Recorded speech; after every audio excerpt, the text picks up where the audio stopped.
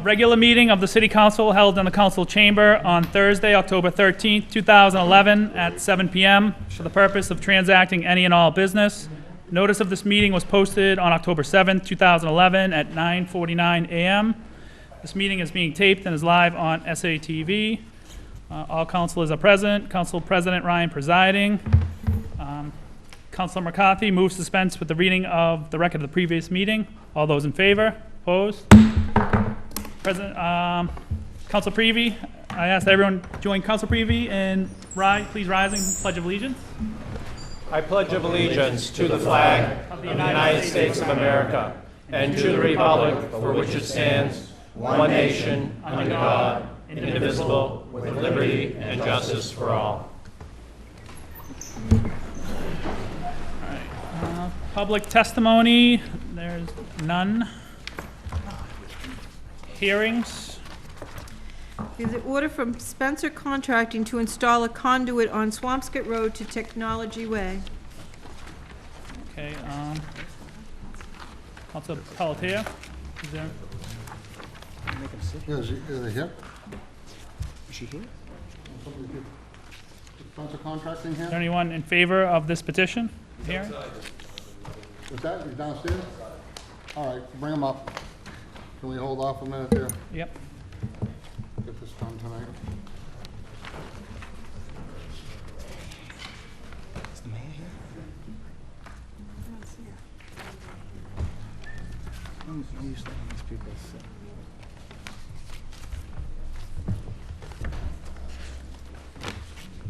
Should we- The mayor here? I think so. Suspend the rules, let her speak. What? Go to the late file?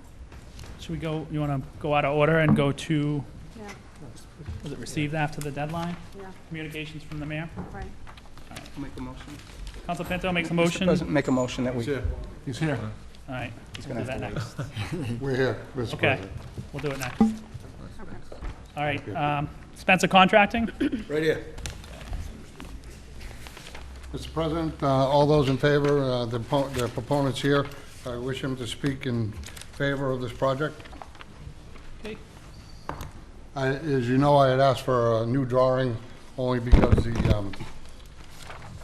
started with Comcast, sloppy drawings, and the city engineer GIS service needs adequate drawings so we know what's laid under our city streets. Thank you. Do you have a copy? I do. I'm fine with it. Thank you. Okay. Mr. Chairman, Councilor O'Keefe. could the contractor explain just basically what he's going to do? So he's talked to me about it, and I think he's talked to the council from three about it, but if he could just explain to the council, what's it for, that new building up there? New Could you building on explain that, sir? Technology Way. We're going to install a 2-inch line from a telephone pole on the corner of Technology and Swampscott Road, run up the curb line to the front of the building, and then put it on private property. Okay. Yep, what was your name? Peter Holland. Peter Holland. All right. Any councilors have any questions? Anyone else in the chamber in favor of the petition? Anyone in the audience want to speak in opposition? None? Councilor I move that the Pelletier. hearing be closed. Councilor Pelletier moves that the hearing be closed. All those in favor? Opposed? So voted. I move that the petition be granted. Councilor Pelletier moves the petition be granted. All those in favor? Opposed? Pete? Petition's granted. All right. Councilor Pinto? Mr. President, I'd like to make a motion, ask for suspension of the rules to make a motion to take up the matter that, late file communication from the mayor. Okay. Please. All right. Any opposition? All right, so we'll go to late files, communications from the mayor received after the deadline. Received after the deadline of Tuesday noon in order, the City of Salem hereby accepts Mass General Law, Chapter 32B, Section 21, known as the Health Insurance Reform Law. Councilor McCarthy? Thank you, Mr. President. I ask for suspension of the rules to receive the late file. Councilor McCarthy asks for suspension of the rule to receive the late file. Any objection? Councilor McCarthy? I further move that the matter, after conferring with the council president, be referred to the committee of the whole. Councilor McCarthy moves that be moved to committee of the whole. And since it was late file, we have to send it right to committee.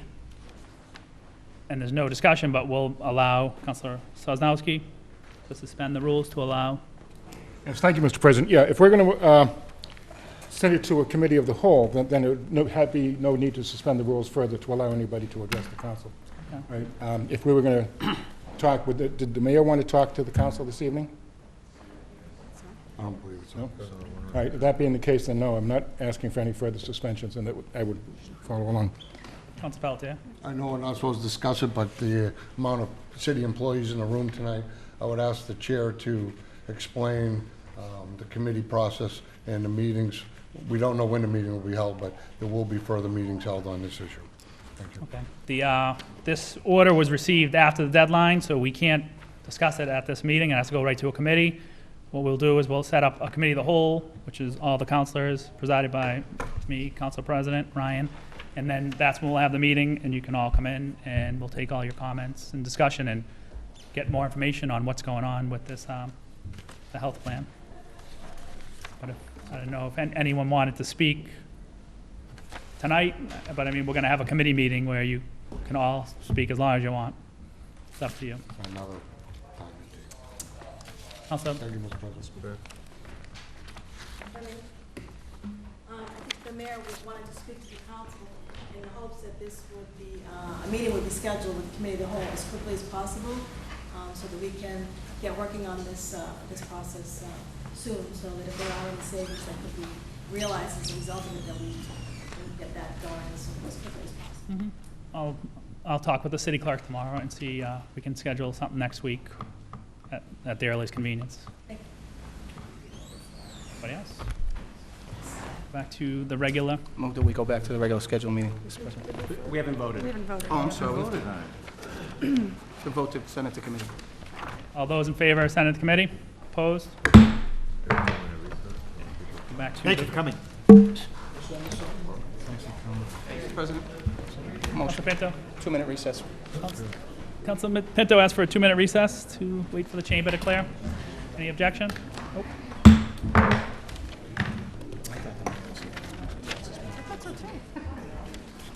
Jerry, I thought she was here, that's why I suspended the rules.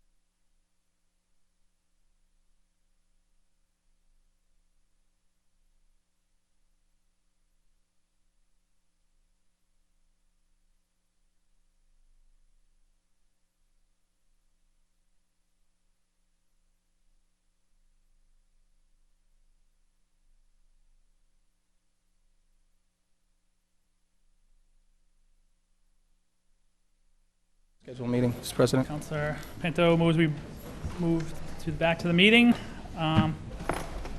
Hearings, Mr. President, hearings. Counselor Pinto. Suspension of the rules, let the mayor address the council. Council Pinto would like to suspend the rules to allow the mayor to address the council. Counselor Sosnowski. Thank you, Mr. President. Yeah, I have no problem with that, but I'd also like to ask that we suspend the rules further to allow a representative from the police department and a representative from the fire department to also address the council. I don't have a problem with that. Thank you. Okay. Yep, you have the floor. I apologize for getting here a little bit late. I didn't realize you guys were going to be moving through the agenda so quickly.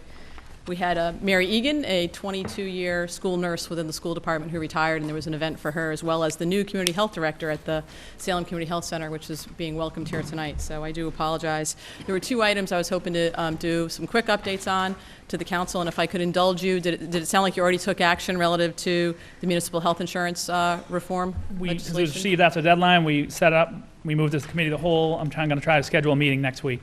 Okay, that'd be terrific.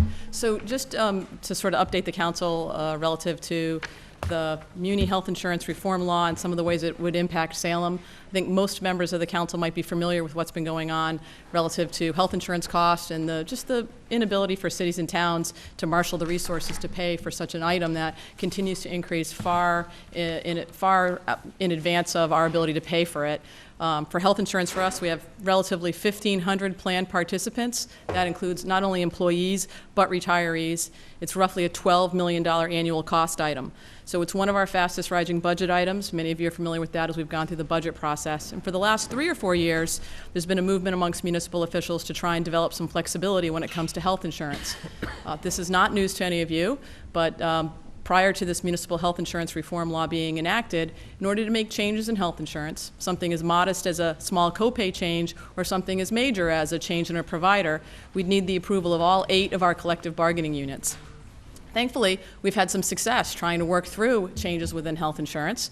Over the last 5 years, at least since I've been here, we've worked with our employee unions to change copay proportions. We were an 80-20 community. We're now a 75-25 community. City picks up 75% of the cost. Employees pay 25% of the cost. We've also been able to tweak copays, make some minor adjustments. There was a time period when we had a $5 copay. I mean, at a time when, frankly, nobody else had a $5 copay. We've been able to modify that. Just this year, we looked at modifying plans even further. Really some small changes in some of the copay structures that not only help the city in terms of lower costs, but also help employees, because when premiums go down, their 25% share goes down as well. There have also been times we haven't been able to make changes. We just haven't been able to get all 8 unions on board. And actually this June, we tried to save about $333,000 in health insurance costs by modifying some of the copay structures. It would have brought down premium costs as well. We had 6 of our 8 unions sign on board. But because 2 decided that wasn't something they wanted to do, we couldn't go forward with it. We lost that ability to save $330,000 in what was a pretty tough budget year. So we've been advocating, and thankfully I think the council's been a partner in that. We've had, I think, 1 or at least 2, maybe 2 council resolutions that have been passed by this body supporting municipal health insurance reform. These were resolutions that went to our legislators and to the governor to say, please help us, give us some relief. So we did get that. Finally, this past July, the legislature and the governor's legislature enacted, and the governor signed a bill that will enable us to make modest adjustments in health insurance and also potentially go into the GIC. The Group Insurance Commission is the state-run health insurance for state employees and state retirees. And in fact, all of our teachers, once they retire, by statute, they go into the GIC. So we have a mix of retirees that are currently being served by the Group Insurance Commission. The Group Insurance Commission has had much lower increases compared to cities and towns. They've averaged somewhere between 3 to 8. Cities and towns, we've seen double-digit increases in health insurance. When I first took office, we had a multi-million-dollar deficit in our health insurance. We've worked, I think, collectively to try and better manage our health insurance. We're no longer self-insured. We have a premium-based plan through Maya, a pool of 120-plus communities that work to purchase health insurance together. We still think there's some ways that we can lower some of these costs, make it more effective not only for the city in terms of reducing costs, but also for employees who can reduce some fees.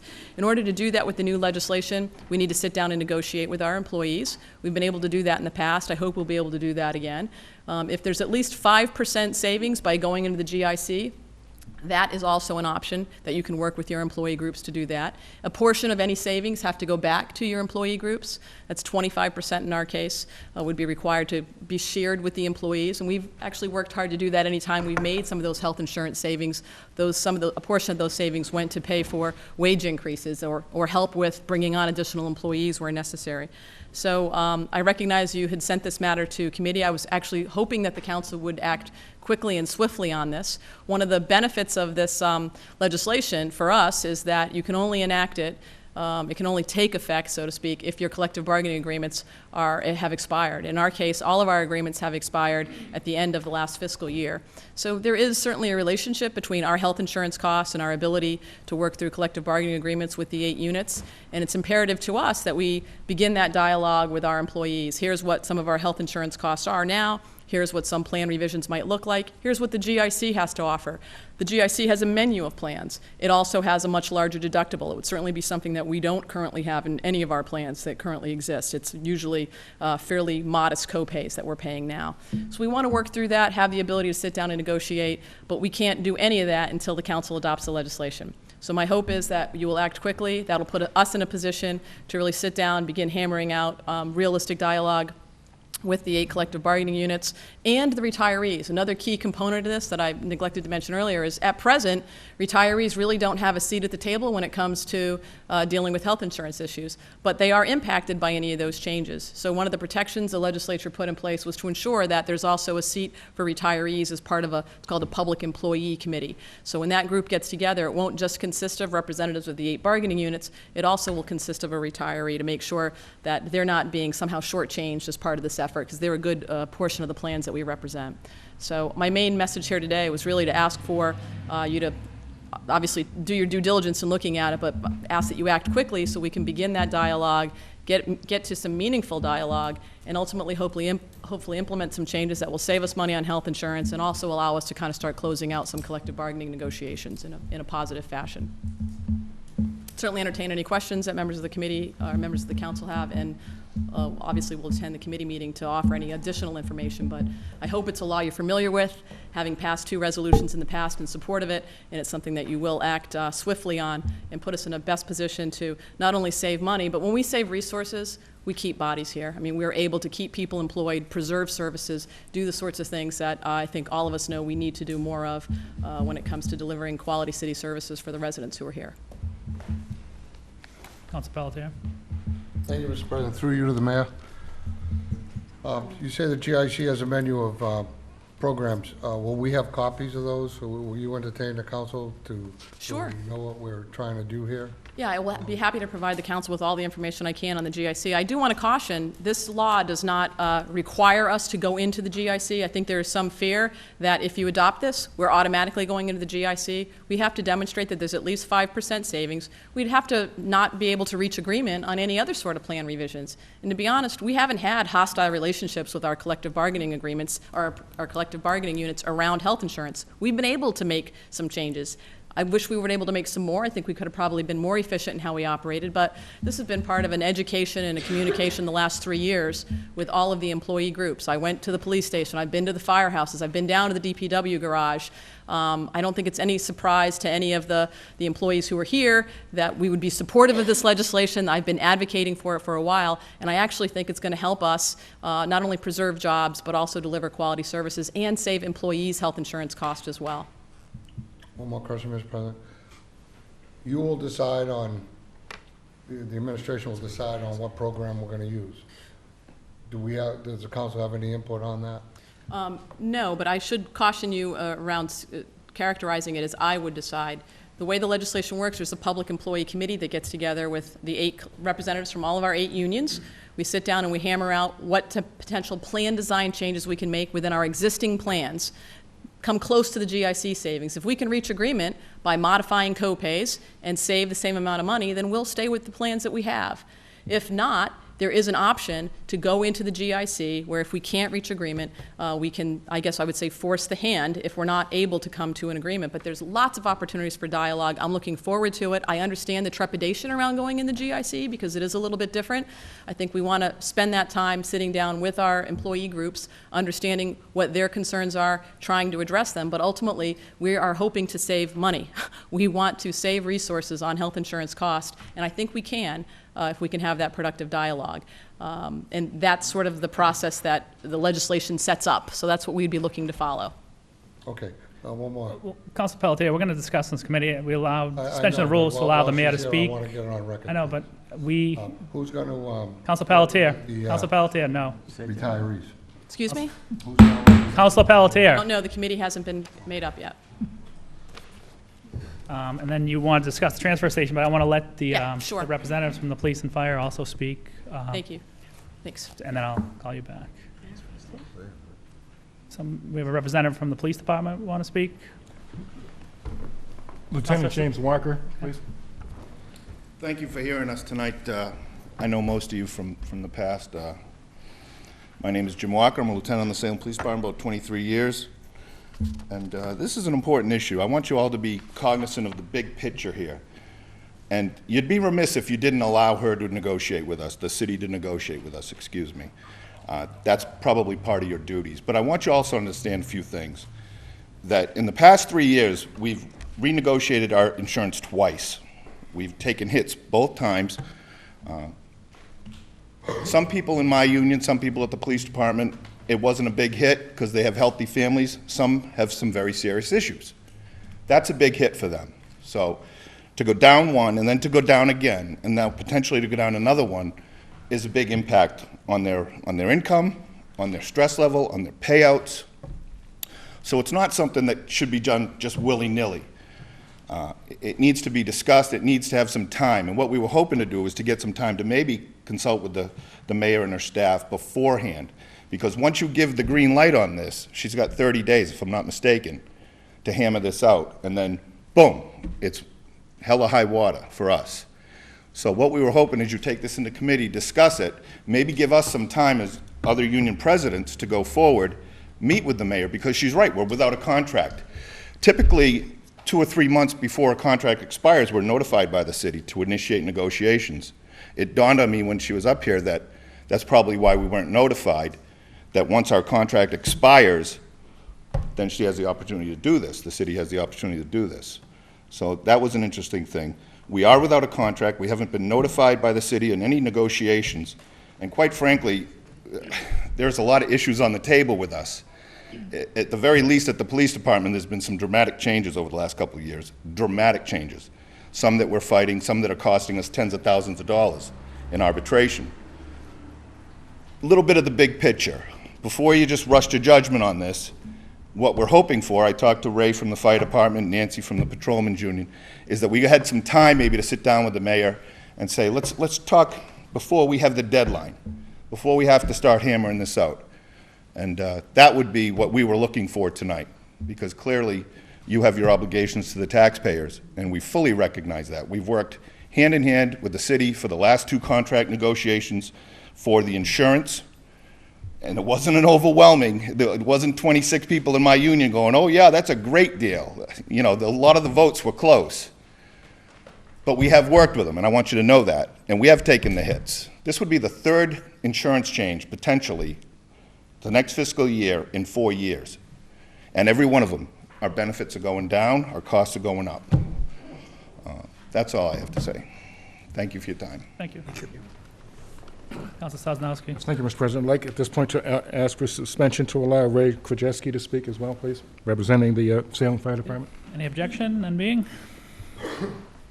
Hi, thank you for your time. I'm Ray Krajewski. I'm a proud member of the Salem Fire Department and an even prouder resident of the city of Salem. You know, I'm up here tonight because I want to appeal to all of you as a person, okay? A lot of my fellow brother and sister union workers are all here. We're people. We're not numbers, and we're not cost items, okay? We're people. We have families that we want to support. We have children we want to raise. We have homes we'd like to pay for and stay in the city, okay? My brother over here, Jimmy, said earlier, you know, we've made concessions. We've worked with the city. okay? We want the city to take what we do, okay? A lot of us, we sweat for the city, a lot of us bleed for the city, and in rare cases, some of us die for the city, okay? And we love what we do. If we were doing it for the money, we would certainly go do something else. A lot of us are proud to be what we are, okay? I've always wanted to be a fireman, and I can't tell you how proud I am to work for the city. We have great respect. We have a lot of good rapport around here with other fire departments, police departments as well, okay? This will hurt us if it's rushed, okay? We want to take our time. We want to see it through. We want to see that this thing is done correctly, that we get a fair health insurance. That's all we want, just what's fair. We're not asking for the world. We've showed the city that we're willing to work. We've paid the concessions, you know. We've made, you know, given back 5%, where the contribution rate's 75-25. We've done the co-pays, okay? You know, we want to feed our families. And we're also concerned about our employees, our retirees. You know, we've had retirees that have had to ultimately retire due to health issues from their job. And those that are not old enough to be in Medicare are paying the hit every single time we increase the health insurance. And they still have families. They're not retirement age, but they had to retire medically because the laws forced us to, you know, and I want to make sure that those guys are taken care of. So we're asking you as a council, please, take this information, read through it, don't rush to judgment on this. This is not something that needs to be done overnight. And we will work with the city. We've proven that we want to work with the city and just get a fair health care. That's all I'm asking. Thank you for your time. Thank you. You're welcome. All right. The regular portion of the meeting. We're on. Is there anyone else that needs? Oh yeah, sorry. The Mayor wanted to address us about the transfer station. Right, exactly. All right. So I appreciate the opportunity to touch base with you on the transfer station. I've had a chance to meet with many of you individually to go through sort of a status update of where the transfer station project's at. But not everyone's been able to or wanted to come in, so I wanted to take an opportunity to address the group just briefly and sort of where things stand. As many of you know, the transfer station has been, I think, I guess the best phrase might be an albatross around the city's neck for a very long time. It started out as a landfill and incinerator in 1960. I think in 75 we were supposed to cap it. We never did. When I was sitting in these seats as a councilor, we were dealing with what's the best way to remediate the site. The site is contaminated. It was never properly capped. And DEP, in fact, we have a consent decree that was worked out with DEP requiring us to clean it up, and failure to do so could, in fact, result in fines.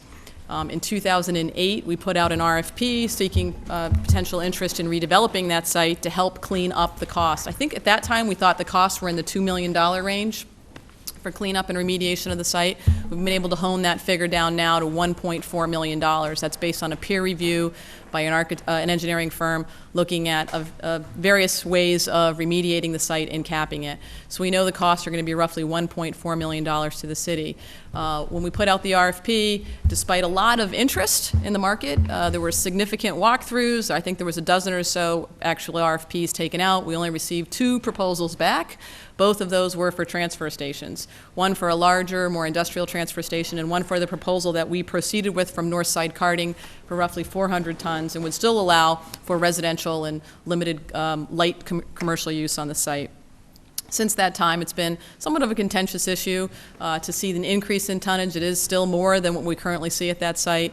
Northside Karting with the city has gone to the Board of Health and received the proper permitting for a modification of their site assignment, which would allow them to operate. But we still seem to be in a bit of a push and a pull, particularly with this body, who ultimately would have to agree to any sale of the property, as well as there's litigation going on even with the Board of Health's decision.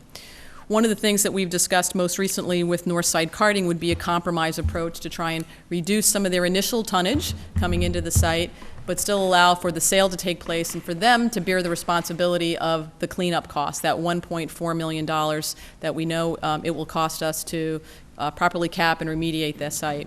So Northside has come back to us and said, look, why don't we, or the dialogue certainly has had some back and forth around starting out at 200 tons.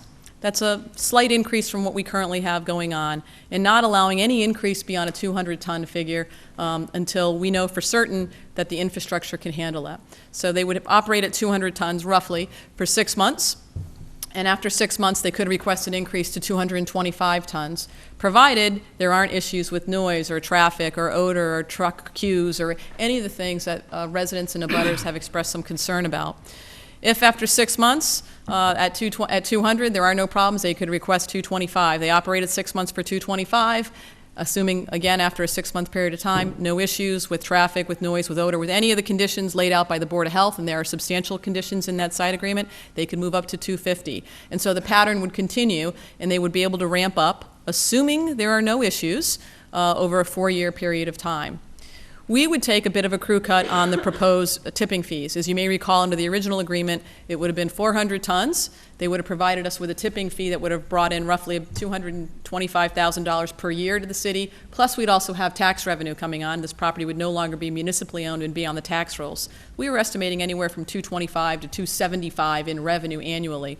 We wouldn't get as much of the tipping fee. We'd start out at a lower sum, so we'd have less money coming in, but we'd also have less tonnage. Most importantly, we'd have the opportunity to make sure what was being proposed wasn't a nuisance in the neighborhood, didn't present problems.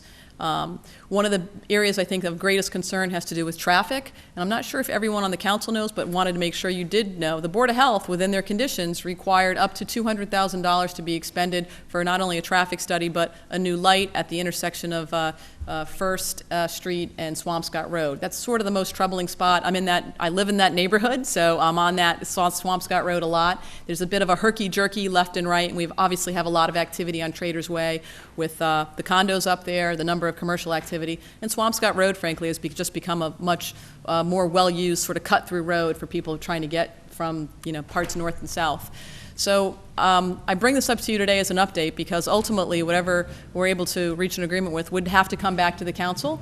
We also have litigation going on. I'm also going to be talking about this with neighbors. I've got a couple of condo association meetings coming up in the course of the next month.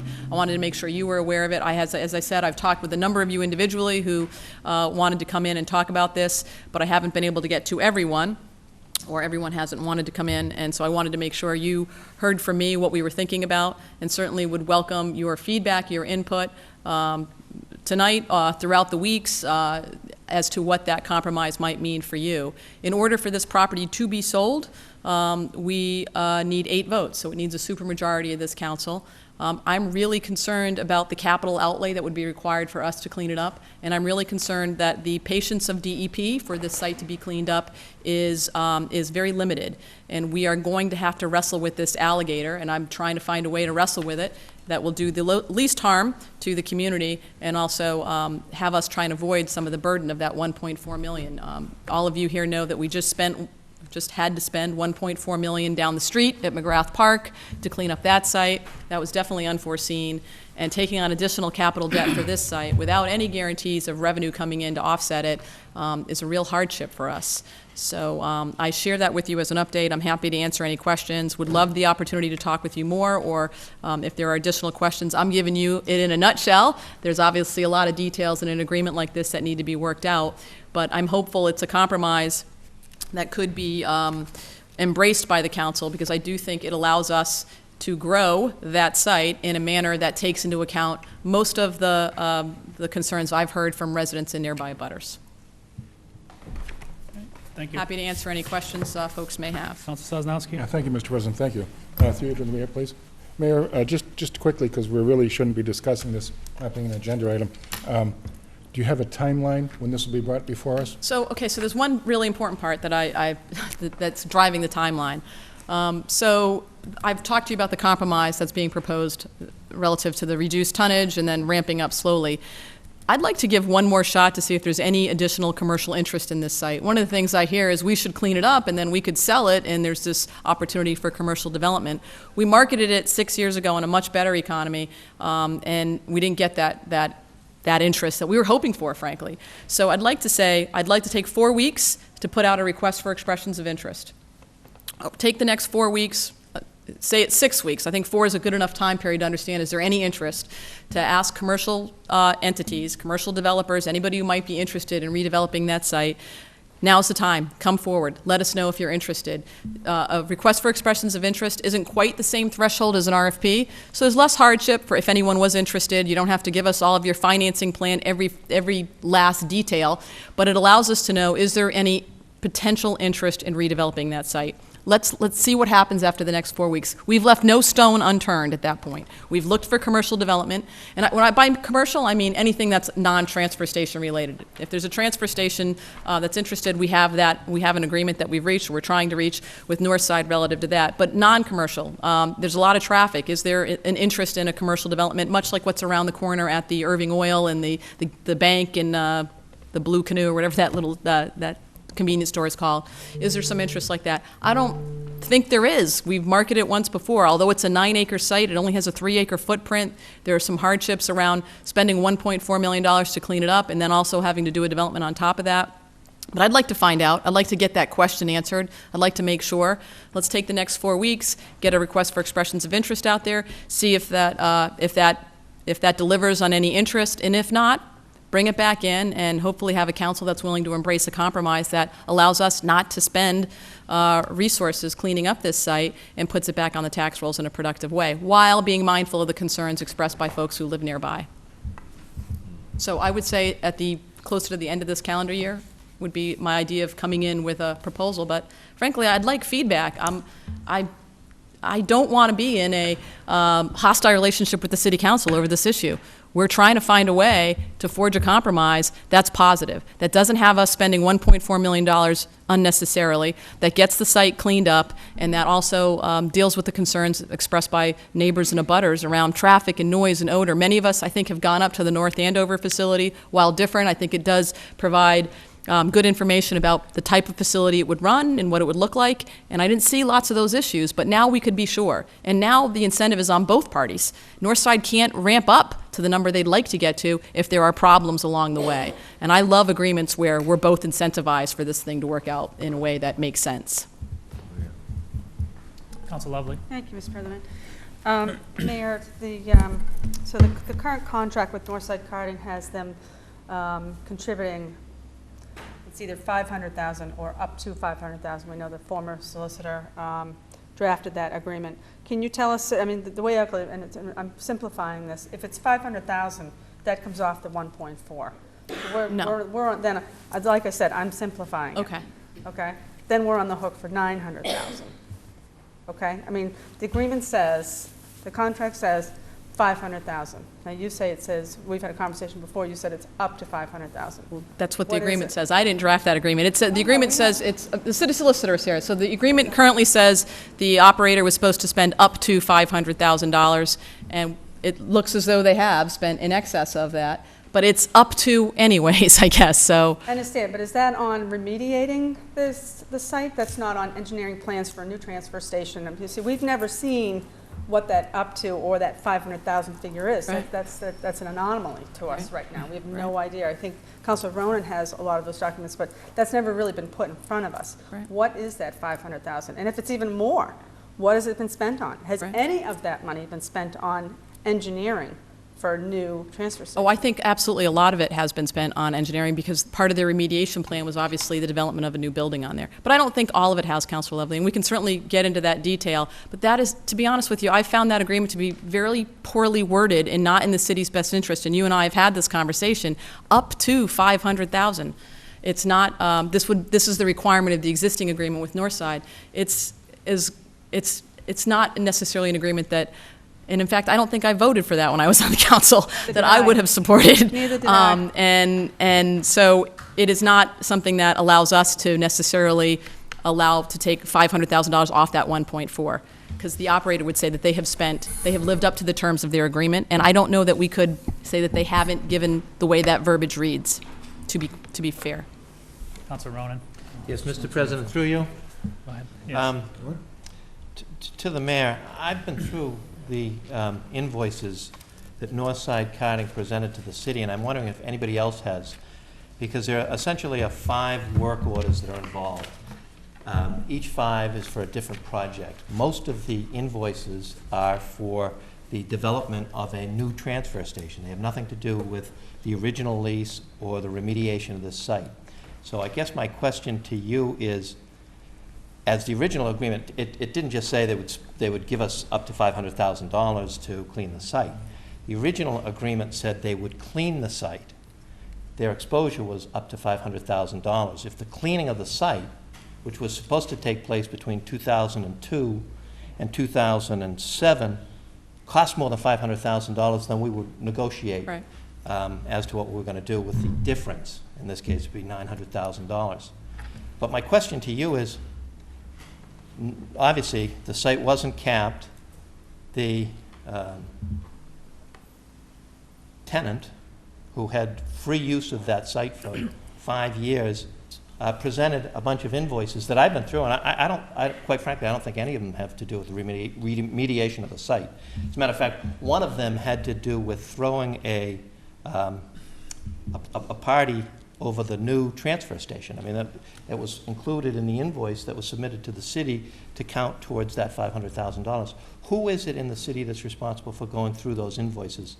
Well, I believe they went into the city engineer. Many of those expenditures and invoices predated us, certainly me being here, and those expenditures from engineering firms went there. But, I mean, look, I'm not here to defend the current operator at all. I'm trying to find a compromise that allows us to move forward on something that's been an albatross around the city's neck since 1975. It hasn't been properly capped. It hasn't been properly remediated. We need to address it. And if we have an ability to have somebody else pay $1.4 million, redevelop that site in a manner that we think is productive, I want us to try and explore that. And I'm happy for us to go through and look at the existing agreement, what's been complied with and what's not. I do think it's an agreement that has language that doesn't necessarily always benefit the city. So we can certainly spend some time going back and forth on that. I didn't bring them here. I wasn't prepared to go into that level of detail here today. I think those are legitimate issues that we should get to the bottom of. It still doesn't change kind of the ramifications of where we're at present, which is a ticking deadline from DEP and a real need to address the situation. And something on the table, it may not be perfect, but can we massage it and make it better to the point that we're not investing that $1.4 million? So, Council Lovely. Just a quick follow-up, thank you. So Mayor, you and I have had a lot of discussion about this. One of the things that I feel strongly about is to allow the Board of Health appeal to run. That because it's a 10 taxpayer lawsuit, there's taxpayers out there that are paying an attorney to appeal this. And I just don't think it's fair to now say, well, you know what, we're going to do something totally different and not allow that to run. But we have a difference of opinion on that. The other thing is I wouldn't characterize it that way, but go ahead. Okay. So the other thing is that just with regard to the facilities, I've gone to the facility up in Andover, which is a 30,000 square foot building for 500 or 600 ton a day, and ours is going to be a 9,800 square foot building. A vast difference. Yep, much smaller. Much smaller. Right. Right. At 400 to 500 ton a day. It's just that I see a big impact. Do we need to address it? We absolutely need to address it. We can't stick our head in the sand. We're not sticking our heads in the sand at all. I believe that we are, it's the city's responsibility in the end. The site wasn't capped, but it was prepared to be capped. And Northside, when they leased the land back in the early 90s, went in and dug big troughs and disturbed all of that. So not only are we on the hook, they're on the hook.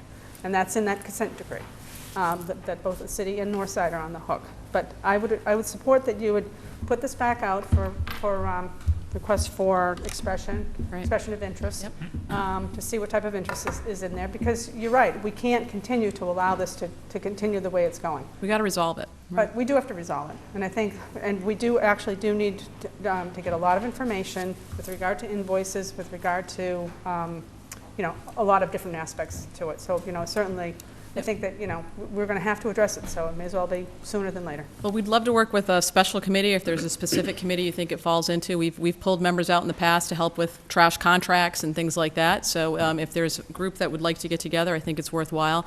I also want to say that I've been up to, it's in Andover? I thought it was North Andover. It's on the line up there, wherever it is, in Merrimack Valley. And it's a different facility. It's a little bit more rural. I only cite it as an example of what the operator can do. It certainly isn't a transfer station that looks anything like what we have right now. Everything's enclosed. It's a much different type of operation and a newer transfer station than what we're experiencing here. And that's my rationale for saying it. And we are reaching out. The city solicitors had informal dialogue with plaintiffs' counsel. I'm trying to get to folks to get feedback and get input, and I'd welcome it from the council.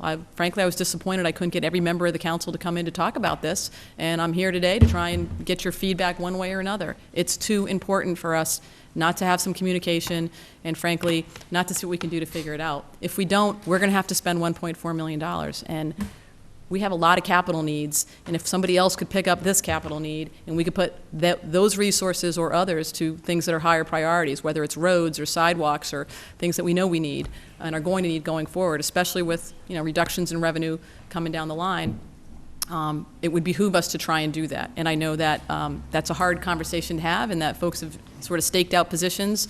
This is also a compromise that I think tries to address some of those. So I'm up for rolling up my sleeves and working on it, and if anybody else is, it would be welcome. Okay. President. Councilor Thank you, Sergeant. Mr. President. I just suggest that we bring this in to the council and we have a committee of the whole meeting about it. That way, every one of us can hear the other 10 councilors' questions and the public and learn something from those questions as well as the answers. I have no idea, whoever's met privately, what your question was and what your answer to that was. And that's how we learn, and that's how we work together.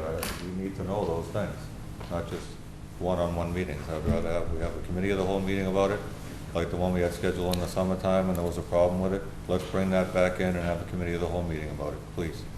Thank you. I'd like to see, once you have that request that you're sending out in 4 weeks, come back and do that, and then meet with the whole council committee of the whole, then we can discuss and basically have more answers to see you'll have, if there's any interest out there for the site. And All very useful, and happy to do that. It's great to get input ahead of time. Things always take longer than we think they're going to take, and if folks think this is, there are many of you who have taken very strong positions in opposition to this, and if this is something that you think changes those stances, it would be good to know, or areas of concern that you want specifically addressed, it would be good to know. It would be useful. Sending something in that's just going to get thrown right back out isn't going to help us resolve the issue at the end of the day. So, thank you. thank you. Councilor Pinto. Motion, Mr. President, to continue the meeting. All right, go back to the regular. Go back to the regular meeting, I'm Which sorry. is Page 3. page 3, hearings. An order from National Grid to install a conduit on Essex Street. Okay, 6th Street. Council Pelletier, or is that Council Sosnowski? Actually, Who's Yeah. in favor? Mr. Is President. anyone in the audience who would like to speak in favor of the petition? Council Sosnowski or? Council Sosnowski? Mr. President, we need to hear the people in favor first. Okay. Yeah, it's up to the microphone. State your name and address. And Sabita Mahaber Shihi for National Grid, 44 River Street, Beverly, Massachusetts. okay, let's explain what you're going to be doing here. First Church is upgrading their service, and they have requested an underground siphon, and this is basically for that. Okay. Is there anyone else in the chamber that wishes to speak in favor of this petition? Anyone that wishes to speak in opposition? Okay.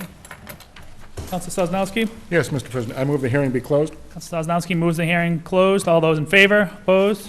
Okay, I move the hearing be granted, the petition be granted. Council Sosnowski moves the petition be granted. All those in favor? Opposed? Okay, so voted.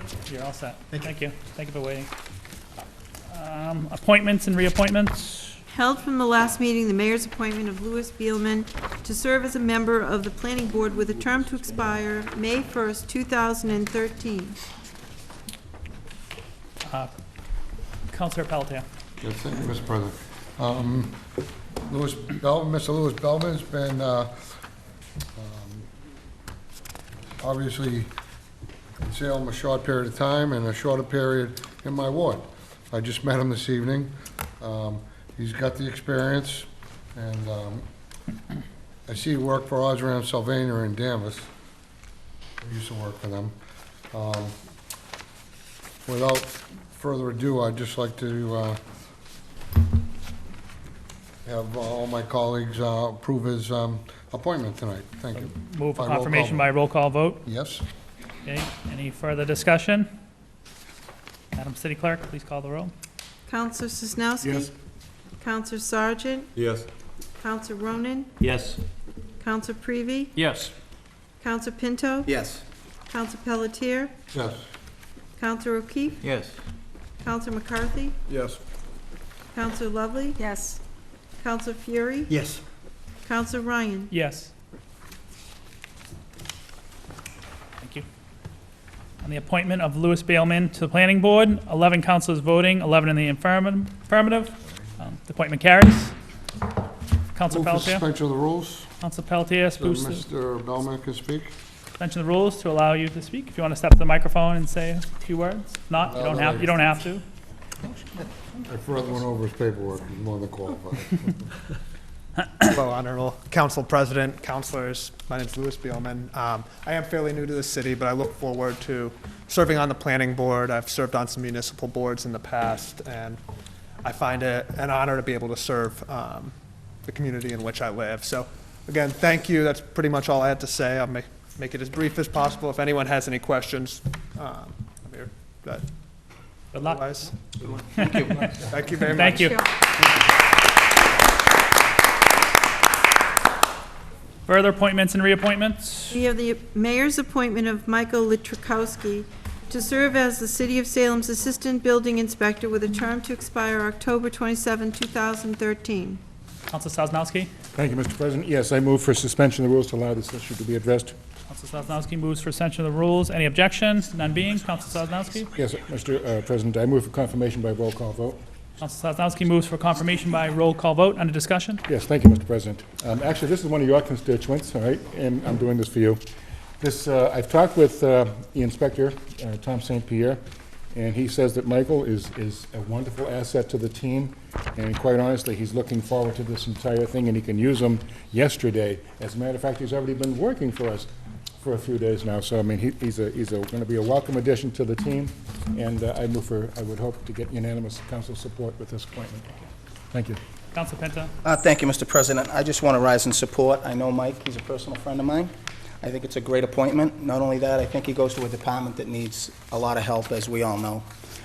Look forward to him serving, and like I said, I support this appointment and applaud the mayor. Thank you. Thank you. Counselor O'Keefe? Through you, Mr. President, members of the council. I had a discussion earlier this week with our assistant building inspector, and graduate of Salem schools. He's all about Wentworth Institute, but I know he went to school with some of my kiddos at Salem High. So he's eminently qualified. A bachelor's degree in architecture from Wentworth Institute. Used to be called Wentworth, now it's the Institute of Technology. Bachelor of Arts, Bachelor of Architecture. Unbelievable, wonderful. You'll be an asset to us. Great education. Counselor Pelletier? I rise in support of this gentleman also. I just hope this expedites our phone calls and emails. Tom needs the house picked up. Thank you. I also, Counselor Sosnowski? No, go ahead. He's a resident of my ward. I've known him for a long time, since his basketball coaching days when I was a younger kid. Mike will be excellent choice. He's going to be really busy. But I applaud the appointment of Mike to Assistant Building Inspector. Counselor Sosnowski. Madam City Clerk, please call the roll. Counselor Sosnowski? Yes. Counselor Sargent? Yes. Counselor Ronan? Yes. Counselor Prevey? Yes. Counselor Pinto? Yes. Counselor Pelletier? Yes. Counselor O'Keefe? Yes. Counselor McCarthy? Yes. Counselor Lovely? Yes. Counselor Fury? Yes. Counselor Ryan? Yes. Thank you. The appointment of Mike Lachakowski to the Assistant Building Inspector, 11 councilors voting, 11 in the affirmative. Appointment carries. Counselor Sosnowski, suspension I of move for rules. suspension of the rules to allow Mike to address the council, should he desire. Any objection? None being. If you'd like to speak? President Ryan, councilors, I want to say thank you for the approval. I mean, I know most of you guys, Jerry from you coaching, Mr. Pinto from either work or drinking. Sitting at basketball games. I'm a Salem guy, been here 45 years, have a house in Gallows Hill. My grandparents came over in the late 1800s. My parents lived here from 1950 until my mom's passing this May. When I worked in the private sector, the one thing I couldn't stand is I used to talk about people was, if you can't do your job, you know, if you can't do your job, that's difficult. I mean, one thing you'll get with me is somebody who's going to do their job. I've known Tom for years. I've always been on the other side of the table with Tom and the planning department, you know, trying to either sneak things through or trying to get them to see it my way. But now on the other side, you know, I think that this will be a good, I guess, marriage that you say, and things will work out well. So thank you. Welcome. Thank you.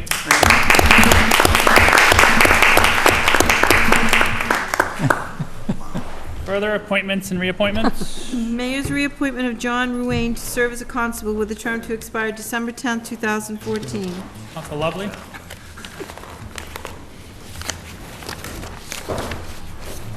I'm sorry. Move that it receive and placed on file. Council Lovely moves that it be received and placed on file. All those in favor? Opposed? Communications from the mayor? We have an order to accept the provisions of Mass General Law, Chapter 40, Section 8J, to enable the city to allocate funds received from fines for violations of handicap parking to the Commission on Disabilities. Council Sosnowski? Thank you, Mr. President. I very happily endorse this particular motion, communication from the mayor. I think it's a great thing. The Commission on Disabilities works they advocate for at least 8,000 Salem residents here that are in need in one way or another, either sight challenged, mobility challenged, hearing challenged, whatever. And there's a whole bunch of things that they work for, and these monies that would be allocated to them to help them do their job would really be a huge improvement. And as a matter of fact, even those of us that are fortunate enough not to be challenged are lucky that they do their job. I mean, when there's hydrants in the middle of a street or there's something that's going wrong, where there's something not ADA compliant, they're the first ones to know about it, they're the first ones to complain, they're the first ones to make the phone calls, and they're the ones that help straighten out these matters. And everybody's life's better for that. And this is just a wonderful addition to it. As a matter of fact, there's even been some things that we've tried to increase. For example, people that flagrantly violate the handicap parking down at the train station. A couple of years ago, we tried to raise that fine enormously. There's a state law that says you can just go so far at a time, and we hit that top apparently. But there's just so many things that happen and not right.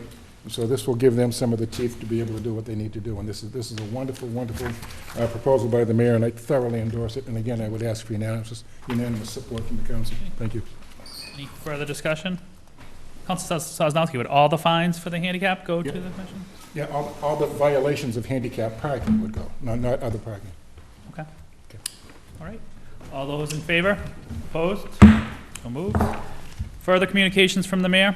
We have an order that the City of Salem adopts the updated Salem Downtown Renewal Plan dated October that changes and updates the city's existing and previously approved urban renewal plans. Council Sosnowski? Thank you, Mr. President. Yeah, this is a wonderful thing. As everybody here, I don't have to tell anybody on the council, our downtown is a very vibrant, wonderful. It's a happening place, as my kids would say.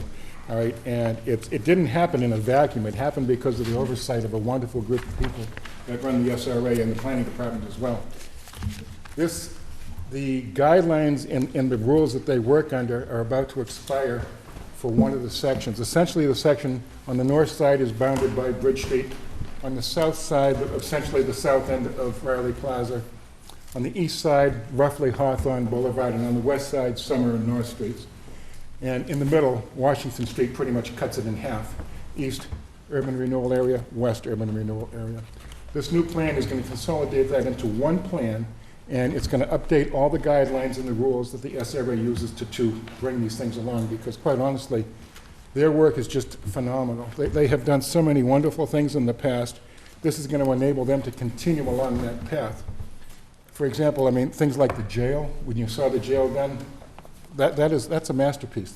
The people that did that just did an outstanding job, and it was under the leadership of the SRA with the planning department as well. Right, so they do wonderful work, and I just really want to make sure that this gets going. I want to schedule a public hearing for this to be going on, and I would like to think that we could schedule this, I think, in the week of November 17th, I think it is.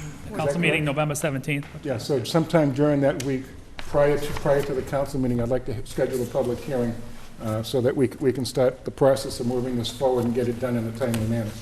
Right? And toward that effect, I'd actually ask for a suspension of the rules to allow Lynn Duncan to address the council if she so desires. All right, and I think if there's anything else, do you want to speak to this one? Council Sosnowski has suspension of the rules. Any objection? Okay. Thank you.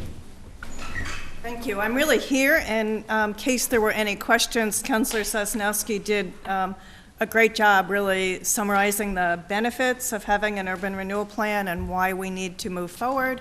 And actually the request before you is to, as Councilor Sosnowski said, to schedule the public hearing. It's a public hearing by City Council, the full council, not a committee. Public hearing by full council, and then a vote of the City Council to approve the major plan change and adopt the new plan exactly as the councilor described. The plan then needs to go to the State Department of Housing and Community Development, which is why we would like to get it adopted by council in November so we can get it sent off to the state before the end of the year so that they can review and approve it before the Heritage Plaza East expires in March. Any questions? Councilor Fury? Mr. President, last week we had the opportunity and privilege to appoint former Councilor Matthew Vino to that SRA commission, and it's a dynamic commission, it really is. The people that serve on that are just dynamic, professional people that add to the signature statement of Salem. Not only the jail that Councilor Sosnowski talked about, the old Salem jail, the old Salem Police Department was done by the SRA. Their signature statement on this area is amazing. And what the future of Salem is, most cities and towns would give their right arm to see the future of Salem. It's a dynamic downtown Salem, 365 days, haunted happenings is going on now. It's an exciting time. So that board and what's going on here is going to be an exciting part of the future of Salem, and we're touching the lives of many generations ahead in the future of Salem. In fact, Mike, we just appointed previously, some of us may remember one of the buildings that he did in downtown Salem was the old Bowman's meat place in downtown Salem, Bowman's Bakery. He redid that into a commercial, vibrant commercial area, a vibrant residential area on top. That shows what it's the future of Salem. Mike is a part of it. Maybe just appoint him as assistant building inspector. And the SRA, it's amazing. So we have a great future ahead, and thank you, Lynn, for this opportunity. Thank you. Any further discussion? Any questions? No? Well, I would just like to thank Councilor Sosnowski for his work with the Planning Department on this, and for the compliments for the SRA, which I will share in the Planning Department from Councilor Sosnowski and Councilor Fury. Okay. Well deserved. All right. You do a good job. Great job. Thank you. All right, so all those in favor for setting up the meeting on November 17th, the next council meeting, in November. Could we schedule, Mr. President, could we schedule it separately to be held before that? Because if we held it the same night as a council meeting, it may have more conversation that would take a long time. And there might be a lot of people that may want to address this, and it would really make our council meeting go on. I would suggest some Monday, Tuesday, Wednesday before that council meeting of that week. I would ask that you schedule it for that period, please. All right, we'll look at the schedule and Thank you. do it to the week of the 14th. Council Pelletier? I want to point a procedure.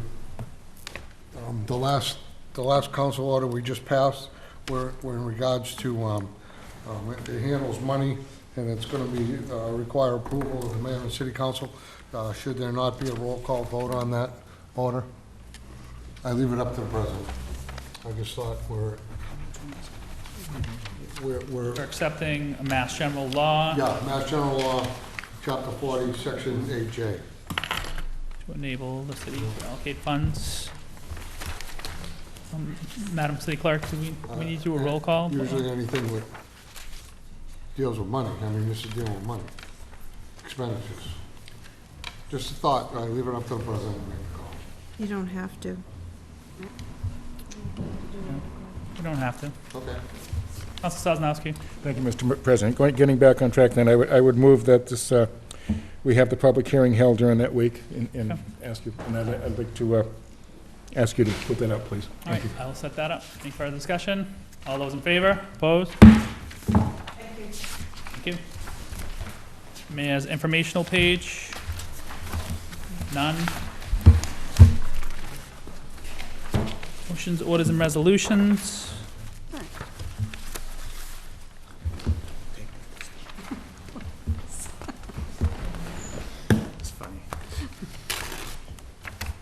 Motions, orders, and resolutions.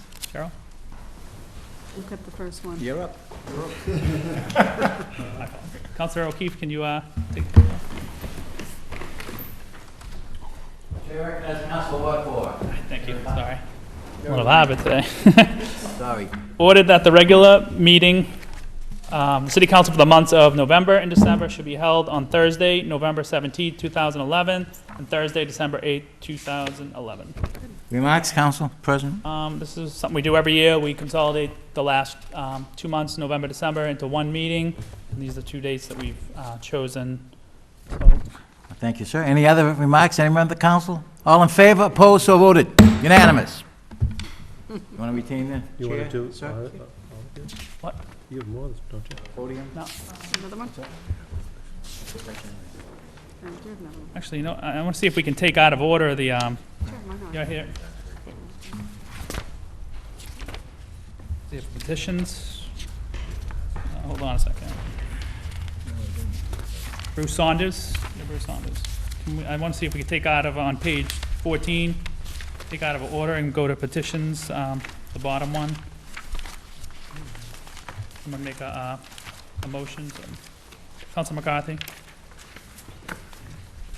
Thank you, Mr. President. I move that we take out of order petitions, specifically requests from resident Bruce Saunders. Page It's on page 14.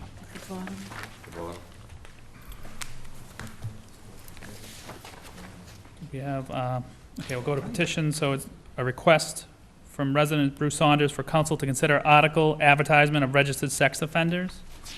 Councilor Fury. Yes, please.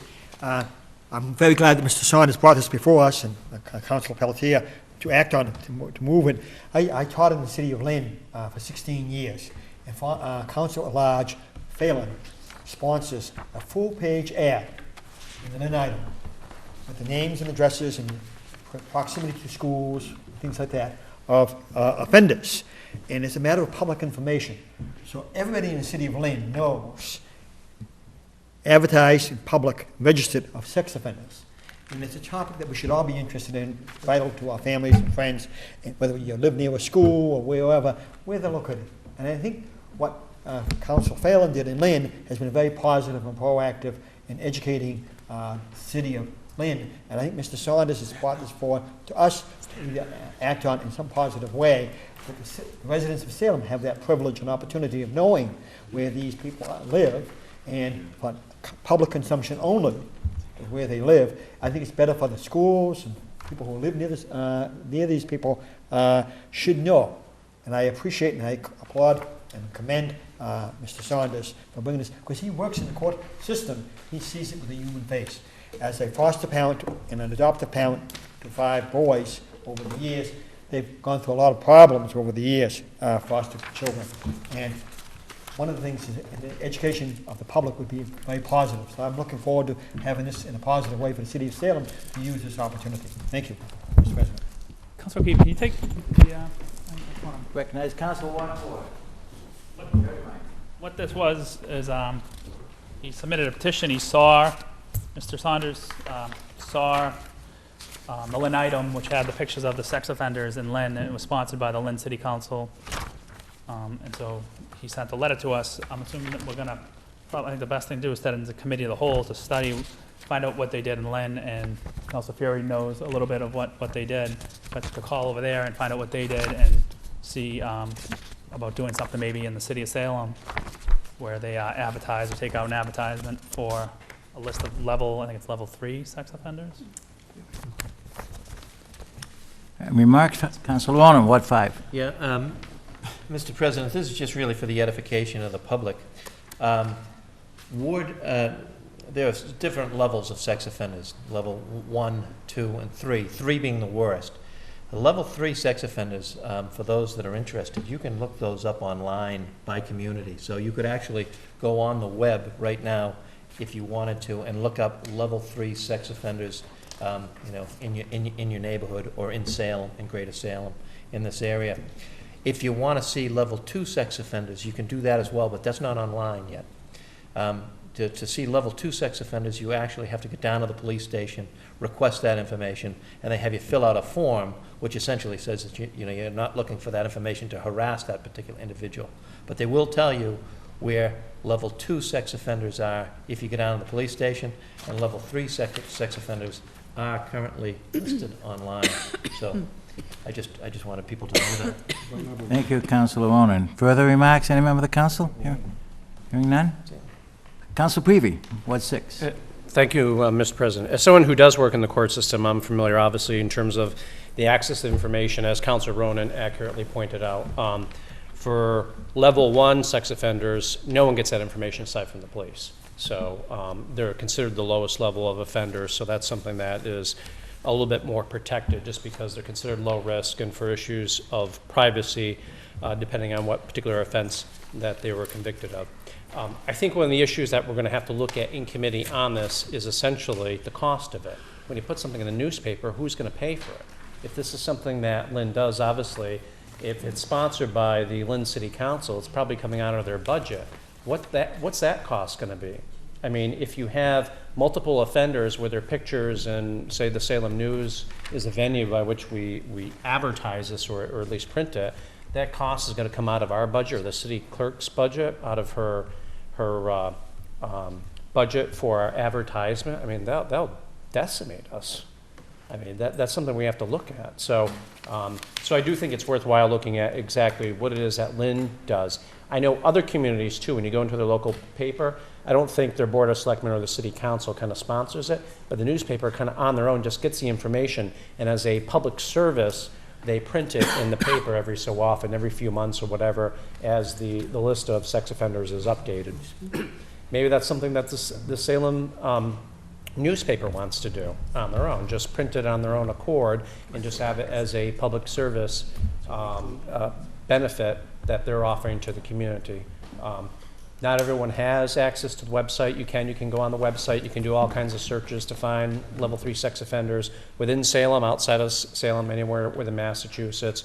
But for folks that don't have access to the internet, it's much easier, obviously, if you're looking at the newspaper, to focus on that. So, but again, that's something we'll...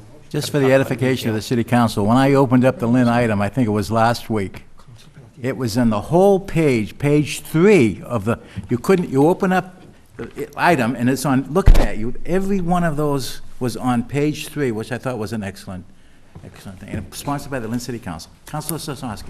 Thank you, Mr. President. What I don't understand here, I think this is not a bad idea, and I am concerned, like with what Councilor Prevey is talking about here. But the question I have is, what is the action that's before us? What is being asked of us? Because it's not specific here. Right? What are we supposed to do? Because all it's saying here is to consider an article, but consider it in what way? Are we going to put this in the committee to discuss this? Are we going to ask another department to handle this? What is being asked of us? Well, Councilor Lovely has the page, and it says on there, doesn't it? There's the page they got from Lynn. Councilor Butler, Councilor Lyon, I'm sorry. No, what I was saying is that's why I got down and said I want to send it to the committee of the whole so we can look at see whether it's worth doing it, how much it's going to cost, because obviously there's going to be an expense to it. To actually, I mean, he brought it to our attention to say Lynn's doing this, maybe Salem should do this, so we'll send it to the committee of the whole. We'll have a meeting if he wants to come in, and we'll contact Lynn and find out like how they pay for it. I'm sure the city council pays for it. I mean, and then if we decide to do it, it would have to find money to come up with it. So I mean, there's a lot of questions that need to be answered. But I'm saying we send it to the committee of the whole and discuss it. Councilor Pelletier, Ward 3. In regards to paying for it, there's multiple ways. I mean, in regards to the shelter and what went on there with sex offenders, I'm sure a lot of people will donate to the cause or whatever. We can do it once a year, twice a year, you know, multiple things. But I think this is something we should look at as a council. Thank you. Any further, Councilor Rona, Ward 5? Yeah, I would just suggest if Lynn does it once a year, we do it twice a year, because what's going to happen with these level 3 sex offenders is, you know, their picture appears in the local paper as living in Lynn. They move. You know, they'll move over to Salem. The reason for putting the pictures in the paper is, you know, so that everyone knows that they're here, and, you know, so if Lynn does it once, we should do it twice. Money well spent. Councilor Pelletier, Ward 3. I'd like to ask for suspension of rules to allow Mr. Saunders to speak. Bruce? Is he any present? objections? Well, what is the council opinion? To want No to objections. allow? No objection, sir. Will you give us your name and address? Yeah, Bruce Saunders, 9 Fowler Street, Salem, Mass. Council President and councilors, my family's been in Salem 87 years. I myself, 61 years. I have 5 children, 9 grandchildren. And I do not want to have to look in a computer to find out who's living next door, a level 3 sex offender to my grandchildren. I think it's the responsibility of all of us to make people aware of who is in their neighborhood that could harm their children. Cost, I'll pay for it myself. I'm not worried about it. I just want to know who's living in my neighborhood around my children. That's all. Thank you, sir. Any questions of Mr. Saunders from members of the council? All in favor of the order as introduced by Councilor? Move to committee of the whole. Opposed? Go to the committee. It goes to committee. All in favor? Opposed? So voted. Unanimous. All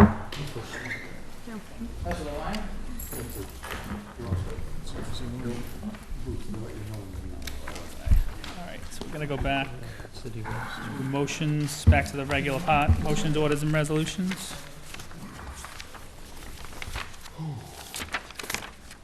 Page 7, page 7?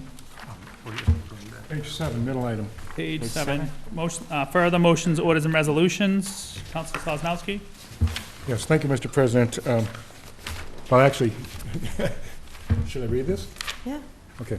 You'd like? Okay. Order that the Committee on Ordinances, Licenses, and Legal Affairs co-posted with the Committee of the Whole meet to discuss the rules and regulations as they pertain to boarding houses, rooming houses, and that the following be invited: the licensing board, the city solicitor, and the building inspector. All right. Actually, I'd further amend this to ask that we have the collector's office represented as well. Recently, first of all, I move for adoption. Council Sosnowski moves for adoption. Under discussion. Yes, thank you, Mr. President. Basically, what has happened here is, I can't speak for the other wards in the city, but in my ward, I have at least 4, 5, 6 of them that I can think of, and there isn't one of them that doesn't have a negative impact on the neighborhood that it happens to be in. Not one, because the original intent of this is a good intent. It was here to try to help people and stuff, but somehow the whole evolution has changed, and the character of the folks to take advantage of the situation has somehow declined. Toward that end, the licensing board has actually been the receiving end of a whole bunch of complaints, the same complaints that I get. They're very concerned about this. We had a recent situation on a particular street in Salem where the residents were showing up at the licensing board to complain about things, and there was a transfer of ownership. And basically what was going on here is it was too late to do anything at that point. The ownership was going to go across. All right? And the residents weren't happy because they had pages of issues they wanted to have addressed. But that was not before the board, so they couldn't address those. Toward that end, the board, myself, and the city solicitor, we've talked about this informally, and now we want to have formal discussions, and we want to see what there can be done. For example, even more so, more recently, for example, when they did that transfer, the one I was talking about, I asked about parking, and because this is probably a 2-family old colonial that now has 12 units in it, all right, and I said, well, what are you going to do about parking? And they said, oh, no problem, no parking problems because nobody has a car. Well, you can't tell the collector's office that because now they're being asked for parking permits because that particular building is in a residential parking street only, right? So 12 cars on that particular street. Howard, let's be specific. We're talking Howard Street. One house, 12 cars isn't going to work. So what I wanted to do is have the licensing board come forward. They've already said that they would be willing. They're eager to get into a discussion as to what can or cannot be done because we may not be able to do anything. All right, we may not be able to, but I'd like to at least explore the possibilities of what can be done to try to minimize the impact, the negative impact on the neighborhoods, because it's really, really a key point here, and that's what this is all about. Are we going to put them out of business? Probably not. I'd like to, but we're not going to do that. All right. Are we going to end up doing any serious changes? I don't know. That's going to be the will of the body that meets, and we'll see where it all pans out, and we'll see what this has to prove. All right, but basically, that's why I'm bringing this out right now. Okay? Thank you, Mr. President. Mr. President. Councilor O'Keefe. Through you, Mr. President, I'd like to recommend to Councilor Sosnowski that he add the fire department, because under Chapter 148 of the general laws, the fire department has quarterly inspections of rooming and lodging houses, and there must be a log kept of everybody. I've been in numerous fires, the one in Beverly where there was no log and nobody knew who lived in the place. And, you know, when there's 15 fatalities in the building, you want to know where the people are to notify and what have you. So there has to be a ledger in rooming houses so people will know where people are living. So the fire department has a rule, 148, Mass General Law. Thank you, Councilor O'Keefe. Councilor Sosnowski. Yes, thank you, Mr. President. I totally accept that friendly amendment. But that actually brings up a really good point here, because some rooming houses are required by law to have a in-house manager, a resident manager, and others are not. Why is this not consistent? All right, relative to the addresses of who's in it and who's not in it. There's a lot of these things that need to be addressed, and this is something that it's going to go a good way toward that. Thank you. Okay. Thank you, Councilor Pierre. Yes, Mr. President and fellow members, this is an excellent order. At the last Board of Health meeting on Tuesday night, I have the good fortune to be the council liaison for the last 2 years there. Half their meeting was discussing this very order. So maybe the possibility of dividing the Board of Health, because they have vital concerns in this particular area, if we may, not only the fire department, but the Board of Health. So make it a very comprehensive and idea. Thank you. Councilor Sosnowski. Thank you, Mr. President. I accept that as well. As a matter of fact, it's co-posted with the Committee of the Whole, so any councilor can attend that as well. So if there's no objection, I'll add those. I will add the collector, the Board of Health, and the Salem Fire Department, representatives from each of those to this request. Think the police department should be there too, or no? Why not? Because they're the ones that get the main calls. All right? Thank you. Let's have a party. Any further discussion? Okay, all those in favor? Opposed? Moved. Further motions, orders, and resolutions. Council McCarthy. Thank you, Mr. President. Ordered that the monthly financial report dated August 31st, 2011 be referred to the Committee on Administration and Finance. Under discussion? No discussion, Mr. President. Okay. All those in favor? Opposed? Moved. Further motions, orders, and resolutions. Council Lovely. Thank you, Mr. President. City of Salem in the year 2011, an ordinance to amend an ordinance relative to traffic, Chapter 42, Section 74, General Prohibition, towing zones. Be it ordained by the City Council of the City of Salem as follows. Section 1, Mason Street, both sides from Tremont Street to Flint Street, no parking tow zone. Section 2, this ordinance shall take effect as provided by City Charter. Under discussion? Thank you, Mr. President. I'd like to thank Councilor Prevey. Actually, this is over in his ward, and I was contacted by a resident there almost a year ago.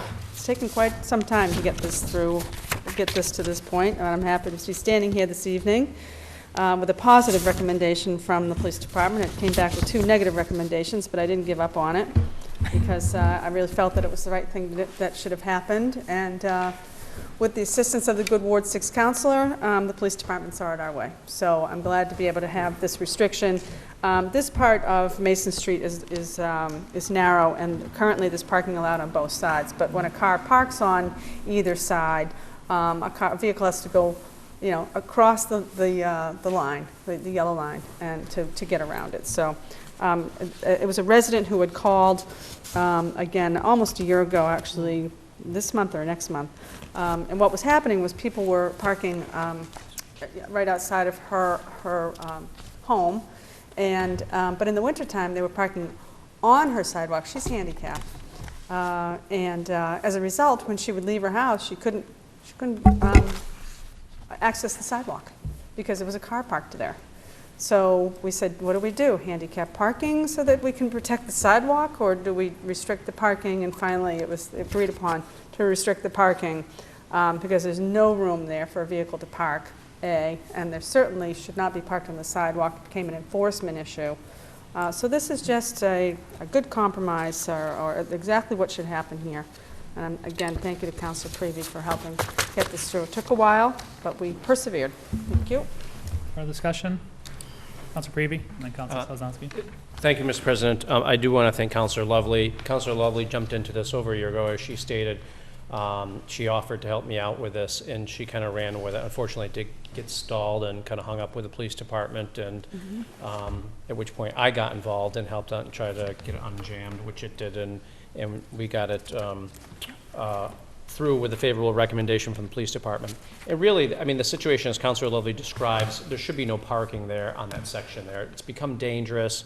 The traffic issues have gone on, and all the residences that align that section of Mason Street up to Tremont Street have either their own driveway or another parking situation, so it's really not needed. So essentially, people that were parking there were creating somewhat of a hazard. So I think by restricting the parking, the police now will have the ability to provide enforcement and making sure it's a much safer way and that people can access not only the sidewalk, but also their driveways that access Mason Street. So again, I want to thank Councilor Lilly for her help on that. Is this area from like where Bonfanti Leather is to Yes, Tremont Street? exactly. Yep. Councilor Sosnowski. Yes, thank you, Mr. President. I think this is a great idea, but I do have a question here, though, for either of the councilors, either Councilor Lovely or Councilor Prevey. In looking at the plans, and they're controversial, of the Bonfanti Leather Salem Suede site, part of the requirement that the planning board put on them was to have a first floor business that fronts on Mason Street at that point. How will this impact that? Councilor Prevey. Through you to Councilor Sosnowski to answer him. My understanding in looking at all the plans, and my memory might be a little bit hazy just because it's been a while since I've looked at them, since they were approved, that the project itself is supposed to require parking on site within the actual development. So that's something that the developer has to be responsible for, and that was part of the parking plan that they submitted and that was approved by the planning board. So in terms of accessing on-street parking, at least on that section, when the development actually finally goes through, that's just not going to be permitted. They're going to have to work within that framework and making sure that that's restricted parking there, and they're going to have to use the site, which is their own property, to provide ample parking for the commercial space that's being proposed to go in. All set? Good. Excellent. Further discussion? Okay. All those in favor? Opposed? Move for, that's first passage. Further motions, orders, and resolutions. Councilor Ronan. Yes, an ordinance to amend an ordinance relative to traffic, Chapter 42, Section 49, obeyance to isolated stop signs. Be it ordained by the City Council of the City of Salem as follows. Section 1, Glover Street and Leach Street, northwesterly bound traffic, stop at Leach Street. Obedience to isolated stop signs. Section 2, this ordinance shall take effect as provided by city charter. Under discussion? Under discussion, I actually got a call from residents on Glover Street, and this is really Leach Street Extension, asking for a stop sign when they come out of their street onto the straight section of Leach Street. There is no stop sign there, but it's an obvious place to stop because Leach Street's a long straight street that goes down towards the water, and then Glover Street breaks off. It's really a right-hand turn. Leach Street, I call it extension, but Leach Street is also to the right.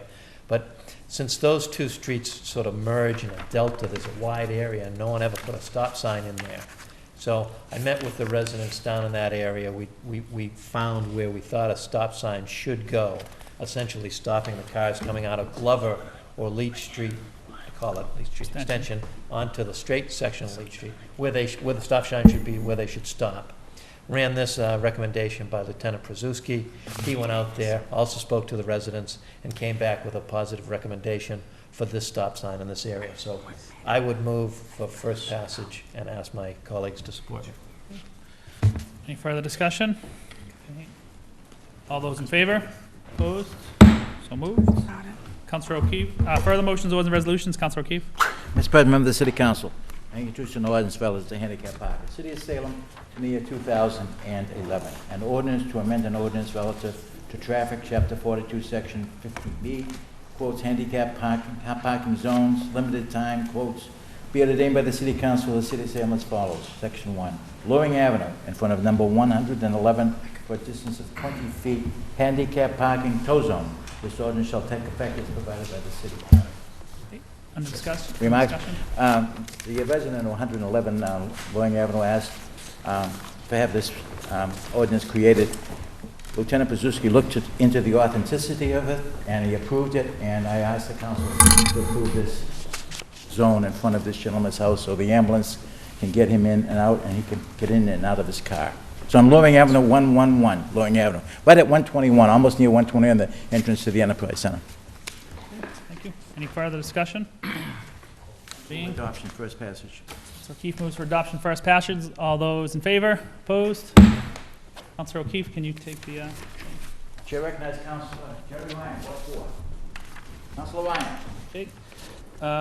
In the year 2011, ordinance to amend an ordinance relative to traffic, Chapter 42, Section 50B, handicap parking zones, limited time, be it ordained by the City Council of the City of Salem as follows. Section 1, Boston Street, in front of number 154, for a distance of 20 feet, handicap parking tow zone.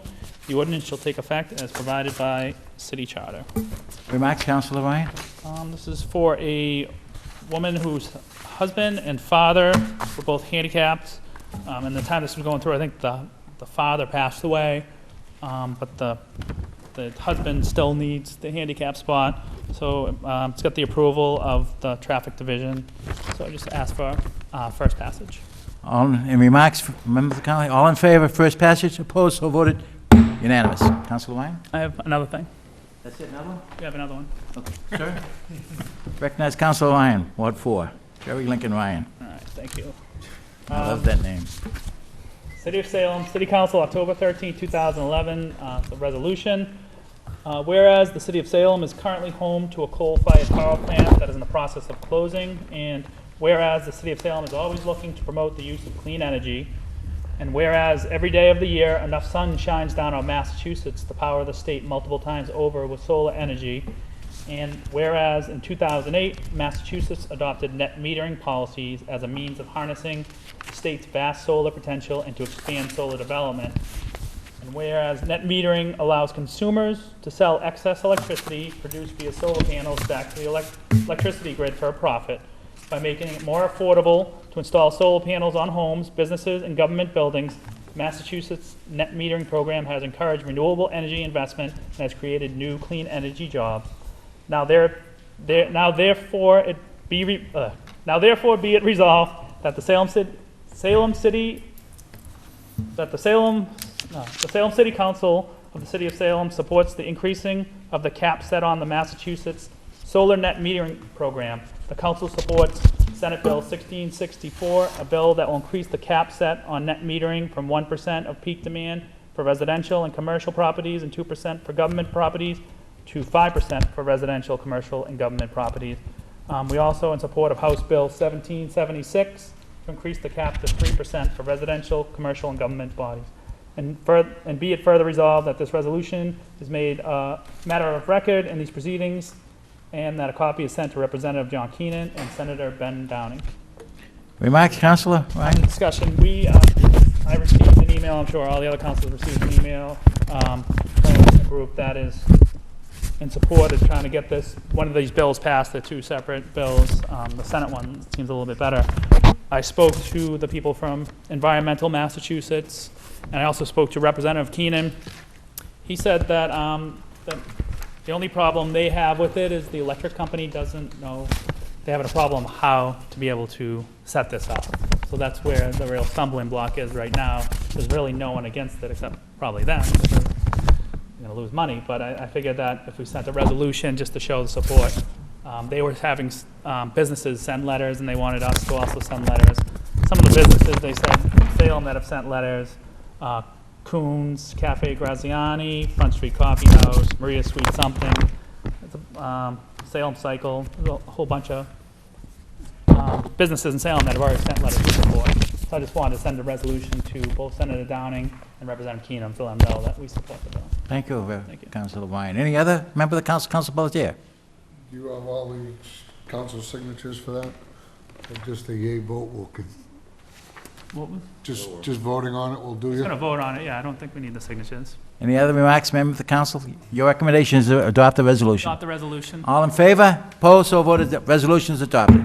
Thank you. Councilor Ryan.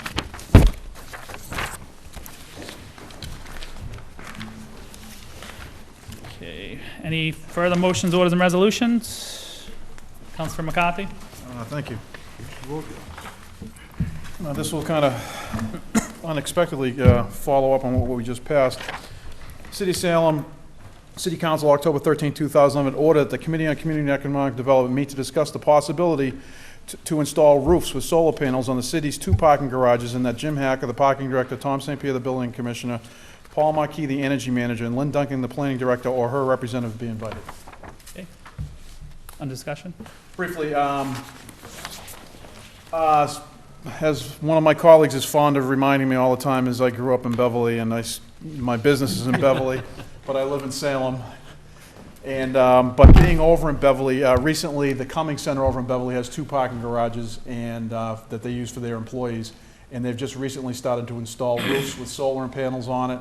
And talking with the people that I invited, Mr. St. Pierre and others, Mr. Hacker and John Giardi actually looked into this possibility a few years ago. It wasn't economically going to work, but now that where we are a green community and have the ability to access green community funds, the South Harbor garage gets sun all day. The Museum Place garage doesn't get it all day, but it would be viable.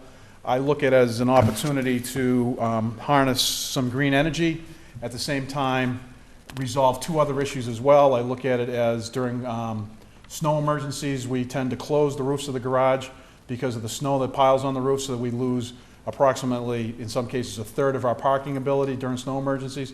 Having a roof on there would increase our downtown parking. And also with the water infiltration problems that we're having on the Museum Place Mall garage into the structure, putting a roof on it with solar panels would potentially try to mitigate some of the water issues that we're having there as well. I think it's a worthwhile discussion. I think that having Mr. Marquis invited will give us the potential to get his input, maybe be able to access some grants to maybe make this come to fruition. I apologize for not getting in earlier so we could actually talk about this a little bit tonight, but we'll talk about this in committee. Yeah. Exactly. Thank you. All right, all those in favor, we have to send it to committee because it's received after the deadline. All those in favor, send it to committee. Opposed? Further motions, orders, and resolutions, Council Pelletier. Council Pelletier. Oh, thank you, Mr. President. City of Salem and the City Council, October 13, 2001, ordered the City Council send to the Salem Police Traffic Division a copy of the Commonwealth of Massachusetts Mass Highway Department procedures for speed zoning on state and municipal roadway document to assess the speed zones on Swampscott Road and Whalers Lane. That this order be sent to the Committee on Ordinances, License, and Legal Affairs for further discussion. Discussion? Discussion? Yes. Council Pelletier. To make it legal to change speed zones in Salem, we have to go through the state, okay? So, in other words, just to make it legal for the police to write tickets, if it hasn't been approved by the department, by this department, legally, these people can go to court and get their tickets annulled. So, in regards to Swampscott Road, I've been trying this for a while because it's so convoluted. Coming in from the Salem side, it starts at 25, jumps to 35, and then goes to 40 before Technology Way. And coming in from the Swampscott side, it starts at 25 and jumps right to 40. It's just so convoluted. I don't know when the last time the speed zones were done on the street. I think when the Essex County was around, they had taken 5 or 10 feet on each side of the street to widen the street after it was a dirt path. But 40 miles an hour is way too fast on that road. I mean, whenever they did it, there was probably maybe the transfer station and a couple driveways there. Now we got First Street, Technology Way, we got other businesses there, and it's just ridiculous, 40 miles an hour. So I'm gonna propose 30. But the police have to go by these rules, and Council Lovely's taking the lead, and I think she'll co-sign this with me, on Whalers Lane. We adopted Whalers Lane many years ago, I think, in the Usavage administration. But I don't think we got the, did our due diligence by writing a correct ordinance with, for the traffic book, requiring stop sign speed and no parking zones and that sort of thing. So that's all gonna be looked at too, all right? And the people will work with us who live up there to decide that speed. Thank you very much. Okay, on Councilor Pelletier's motion, all those in favor? Opposed? Councilor Ronan? Yes, Mr. President. In the City Council, October 13th, 2011, I move that the Committee on Government Services meet to discuss the operation of the floodgates at Forest River, and that this meeting be consolidated with the meeting scheduled to discuss the citywide flooding issues scheduled for Monday, October 17th. That is the Committee on Government Services. It is suggested that we invite Dave Knowlton, the city engineer, and also a representative of Weston and Sampson. I don't think October 17th, there's enough time to open meeting to, you need, what, 48 hours? What's today, 13, 14? Today's Yeah, that'd be a 16, 17. procedural call, right?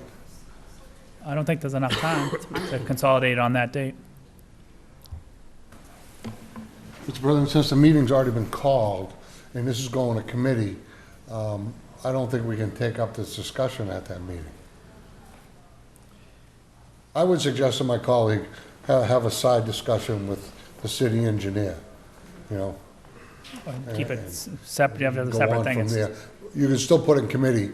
Okay, why don't we, I'll take out the... October 17th. October 17th. Why don't we move this into the Committee on Government Services? And then we'll schedule it whenever, we can get the ample notice. Yeah, well, we can have a little side discussion. Okay. And under discussion, this is just a matter that I got a couple of calls on the floodgates at Forest River, how they open, how they close, and how that affects the greater, flooding issue that we have in the South River Basin area. I talked with my colleague from Ward 7, Joe O'Keefe, on this, because the gates are actually in his ward. They will be in my, I'm not even sure, they're right on the border. They'll be in your ward, sir. Be in my ward in December, and also my colleague from Council, Ward 3, who is the resident expert on the flooding issues. So I just move that this go to Government Services. Okay. All those in favor? Excellent order. Opposed? Further motions, orders, and resolutions? Seeing none. Committee reports? Council Lovely? Thank you, Mr. President. City of Salem and City Council, October 13, 2011. The Committee on Ordinances, Licenses, and Legal Affairs, to whom was referred the matter of granting certain licenses, has considered said matter and would recommend approval. Public guides, see warrants, secondhand valuable. Okay. On acceptance report, all those in favor? Opposed? On adoption of the recommendation, under discussion? No discussion, Mr. President. Discussion? All those in favor? Opposed? So moved. Further committee reports, Council Lovely? Thank you, Mr. President. City of Salem City Council, October 13, 2011. The Committee on Ordinances, Licenses, and Legal Affairs, to whom is referred the matter of amending an ordinance relative to stormwater management, has considered said matter and would recommend that the matter remain in committee. Okay. On acceptance of the report, all those in favor? Opposed? On adoption of the recommendation, under discussion? Thank you, Mr. President. The solicitor had brought in an ordinance amending stormwater management that, and we took that matter up at our September 28th committee meeting. I'm going to ask Council Pelletier to talk a little more in detail about it since he was the lead counselor. Thank you. Thank you. Council Pelletier? Thank you, Madam Chair, Mr. President. I met with the city engineer and engineers from Northeast Woodward and Curran and North Shore Civil Engineering.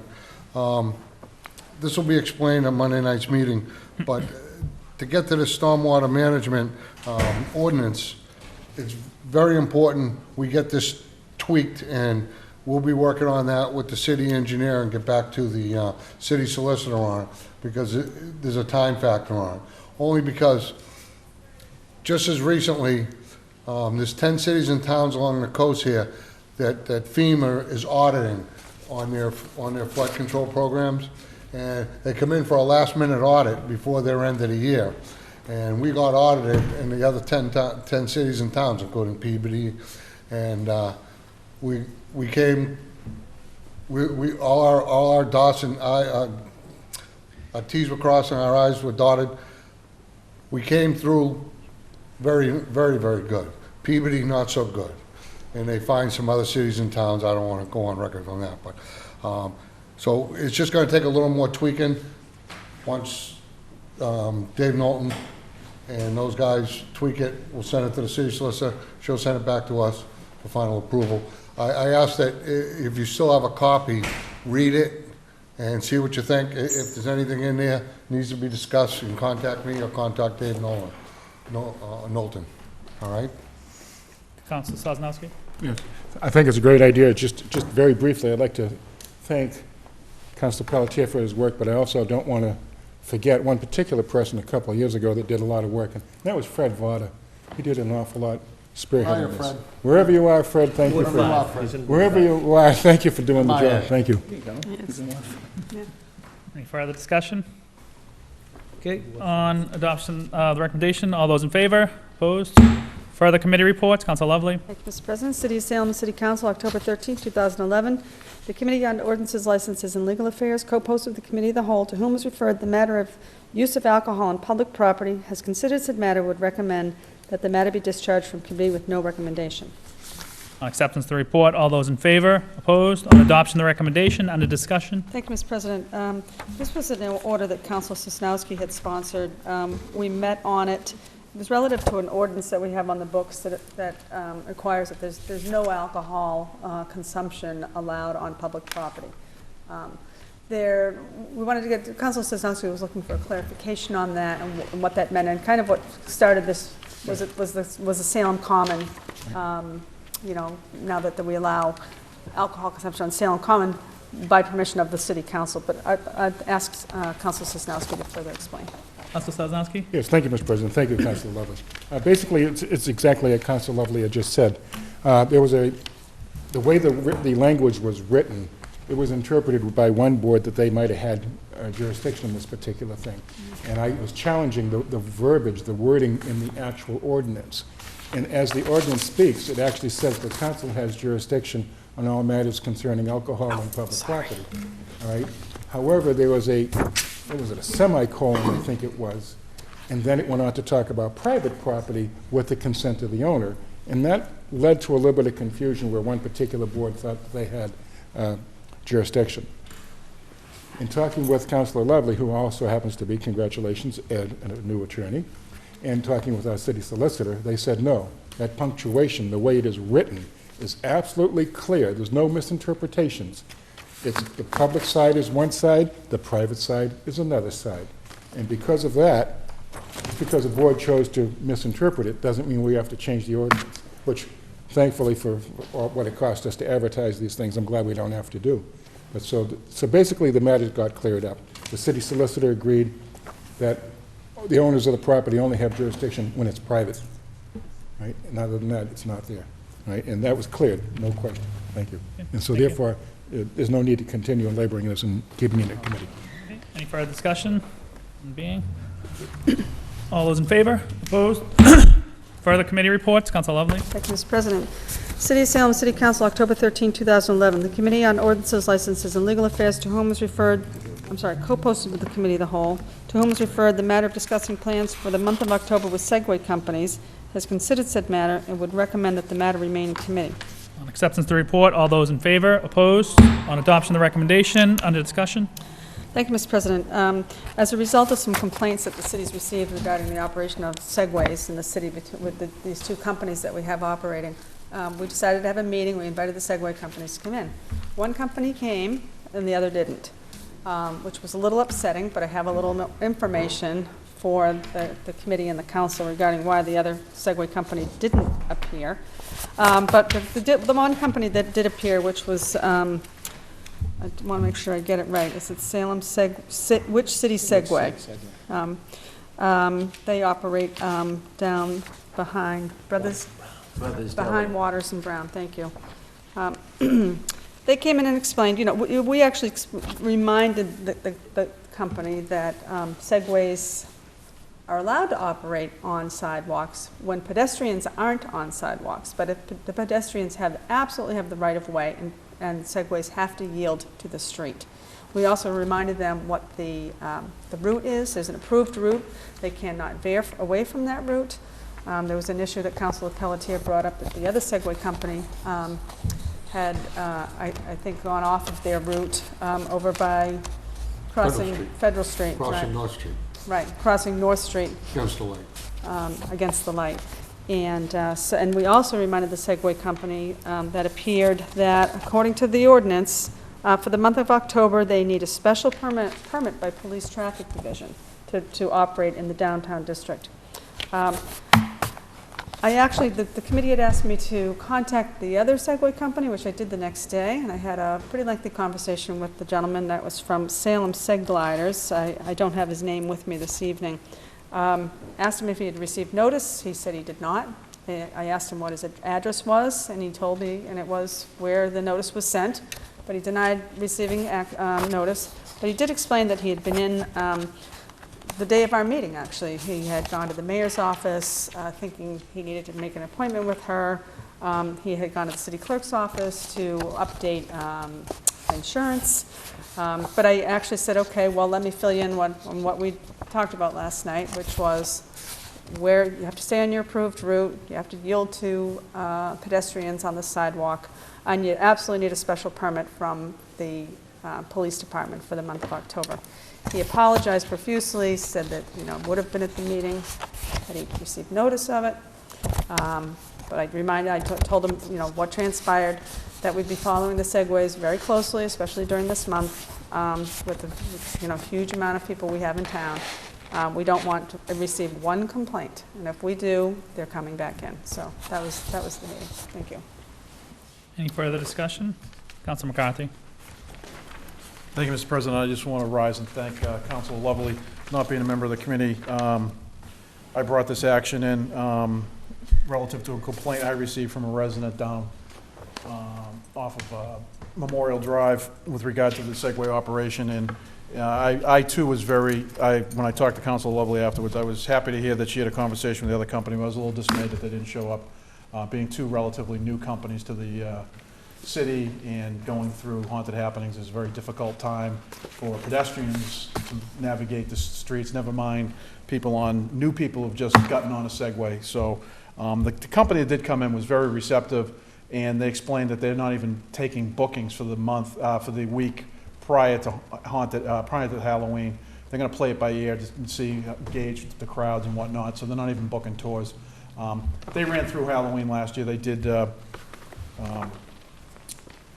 shortened tours. They had a deal with Shetland Properties that they were doing like 10-minute tours for $10 or something over there, off the beaten path, away from the crowds. So hopefully the other company will come to the plate and try to figure something out as well. So, but I want to thank Council Lovely for having a very informed meeting the other night. Thank you. Thank you. Any further discussion? Okay. On adoption of the recommendation, all those in favor? Opposed? Further committee reports. Council Lovely. Mr. President, City of Salem City Council, October 13, 2011.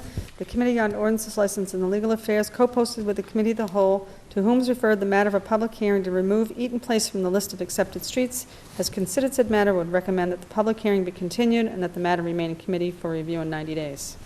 On acceptance of the report, all those in favor? Opposed? On adoption of the recommendation, under discussion. Thank you, Mr. President. This was at the request of the city solicitor that we have this meeting, and we held it last night. It was a public hearing.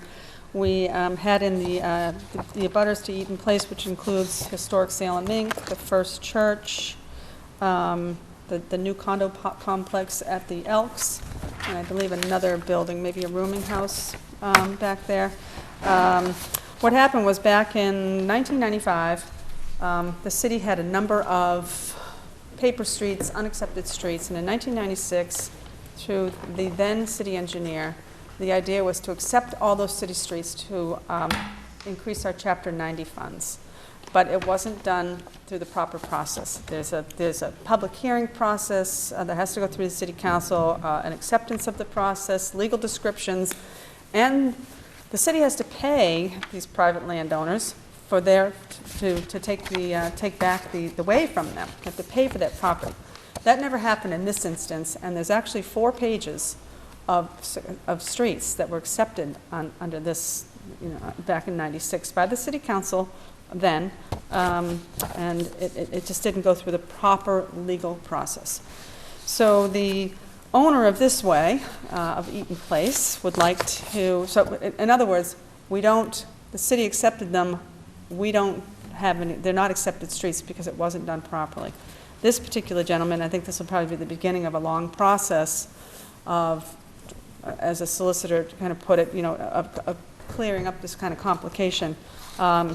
wants his street back, essentially. He's actually been plowing it, he's been maintaining it. A number of the abutters, Historic Salem Inc., well, one of the things that the solicitor would like to see happen, this is why it's going to remain in committee, is that to make sure that everyone has proper legal easements to be able to pass over the street to get to their abutting properties. The Elks building does. That's a 100-year-old easement. HSI is looking to see what their legal easement is, as is the church and a building in behind. So the issue was to leave the matter in committee. A number of condo owners did appear last evening in opposition. They would like to actually see that the street be accepted because they don't want to lose they don't want to have their easement, to their properties blocked. The solicitor did explain easements cannot be blocked, but they, want assurances, and I certainly can't blame them. So we're putting the matter back in committee. We've opened the discussion, kind of opened the Pandora's box to this, because there'll be others that will follow. What about the 3 other streets then? What's going on with that? 3 other streets? The ones you said there was 4 streets back in '96 that were accepted that. 4 shouldn't have- pages Oh, of 4 streets. pages. 4 pages, not 4 streets, 4 pages.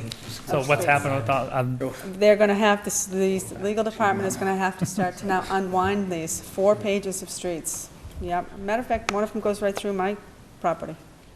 Yep. Wow. So, ironically. Joy of joys. So, yeah, there's 4 pages of streets. So this is going to be beginning. The matter will remain in committee. The solicitor is going to be working with all the property owners to make sure that they can make sure that their easements are, they have legal easements, they're recorded properly, so that they have the ability to get to their properties, which is no objection to this property owner. He will continue to maintain the road and make sure that's fully accessible, those easements are fully accessible to all the abutting properties. Thank you. Thank you. Councilor Sosnowski. Thank you, Mr. President. Yes, we're all concerned that this might start a gold rush kind of mentality, but I would caution all those folks out there that literally own these places that we're currently doing now. Even if you own it, right now, we pave it, we pick up trash, we put street lights on it, we repair potholes, we do all that stuff. Should you want to rush to the solicitor's office and get your street back, you will pave your street, you will plow your street, you will pick up your trash, you will do all of that stuff. So if you want to rush, go rush, but that's what you're going to be in for. Council Pelletier. Also be responsible for all the infrastructure under the street. Damages, water, sewer, liabilities. drainage. Any further discussion? Okay. On adoption recommendation, all those in favor? Opposed? Further committee reports. Council Lovely. Thank you, Mr. President. City of Salem, the City Council, October 13, 2011. The Committee on Ordinances, Licenses, and Legal Affairs, to whom is referred the matter of various issues and questions surrounding Lifebridge, has considered said matter and would recommend that the matter remain in committee. Okay. On acceptance of the report, all those in favor? Opposed? On adoption of the recommendation, under discussion. Thank you, Mr. President. This was an order that I had sponsored, and it was in response to a very lengthy email I received from a resident that lives over in the area near Lifebridge. Last evening, no one was able to be here, so actually we just said, okay, we will keep the matter in committee and we'll reschedule the meeting. Thank you. But no one's schedules actually lined up. People weren't able to be here, so I said, no problem. We'll reschedule. Okay. Council Pelletier. Madam Chair, through you to Madam Chair, did you advise them of the ZBA meeting coming up? Yes. For Lifebridge? Okay, Yep. thank you. All right. All those in on adoption of the recommendation, all those in favor? Opposed? Further committee reports. Council Lovely. Last one, Mr. President. City of Salem City Council, October 13, 2011. The Committee on Ordinances, Licenses, and Legal Affairs, co-posted with the Committee of the Whole, to whom is referred the matter of amending an ordinance relative to the maintenance of structures and properties, has considered said matter and would recommend that the matter remain in committee. Okay. On adoption of the recommendation, all those in favor? Opposed? Excuse me. On acceptance of the report, all those in favor? Opposed? On adoption of the recommendation, under discussion. Thank you, Mr. President. So the solicitor, actually, Councilor Prevey had sponsored an order and regarding this. It's regard to foreclosed properties and how they get maintained while they're in that foreclosure status, so that they don't fall into disrepair. We don't have, they're abandoned, et cetera. the solicitor, and the administration through the solicitor had submitted an ordinance that's drafted after Lynn's ordinance. We met last evening, and we had an actually pretty lengthy discussion on it. We've decided to keep it in committee because in talking it out, we're starting to see a few holes in this ordinance that we'd like to see tightened up. And the solicitor suggested could she actually work on a little more. She wants to talk to the city of Lynn about it. So that's what we're going to do. I think everyone maybe had received a copy. No, you probably didn't. I'll have the solicitor forward the latest draft so that everyone has a copy of it. But I'd welcome Councilor Prevey if you'd like to speak on it. Thank you. Councilor Prevey. Thank you, Mr. President. Like Councilor Lovely said, we did have a good discussion about it, and one of the issues that was raised that really has to be looked at is the issue of enforcement and the costs that are associated with that enforcement.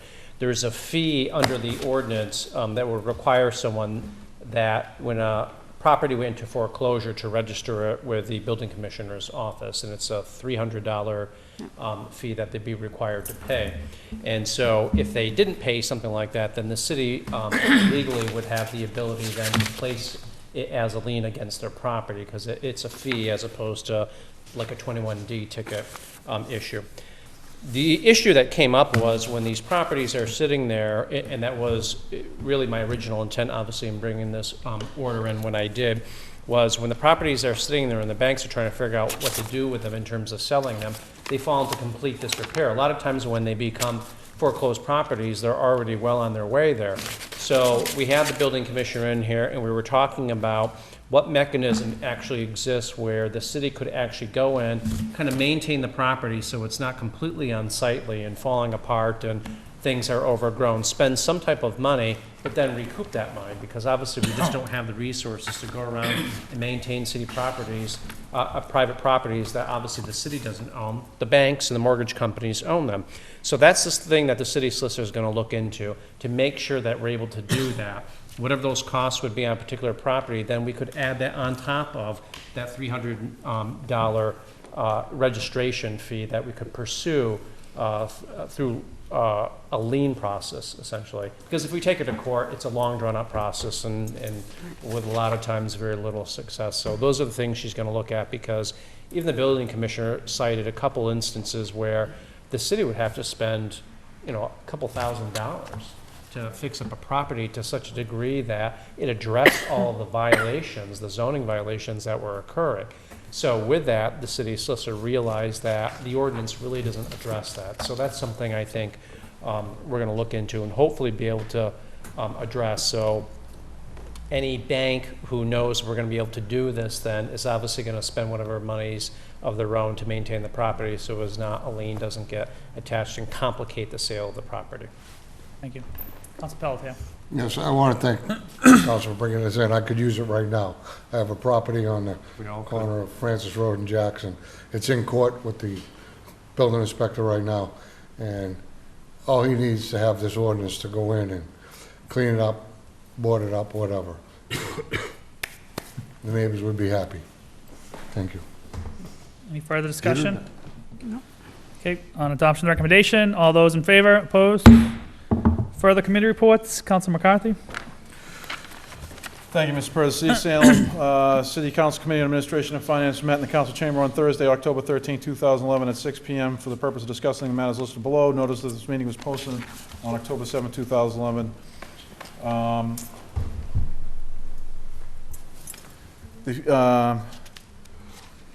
We voted on the refer to the matter of appropriation in the amount of $243,827.93 to be expended for vacation sick leave buyback for the school department employees and would recommend approval.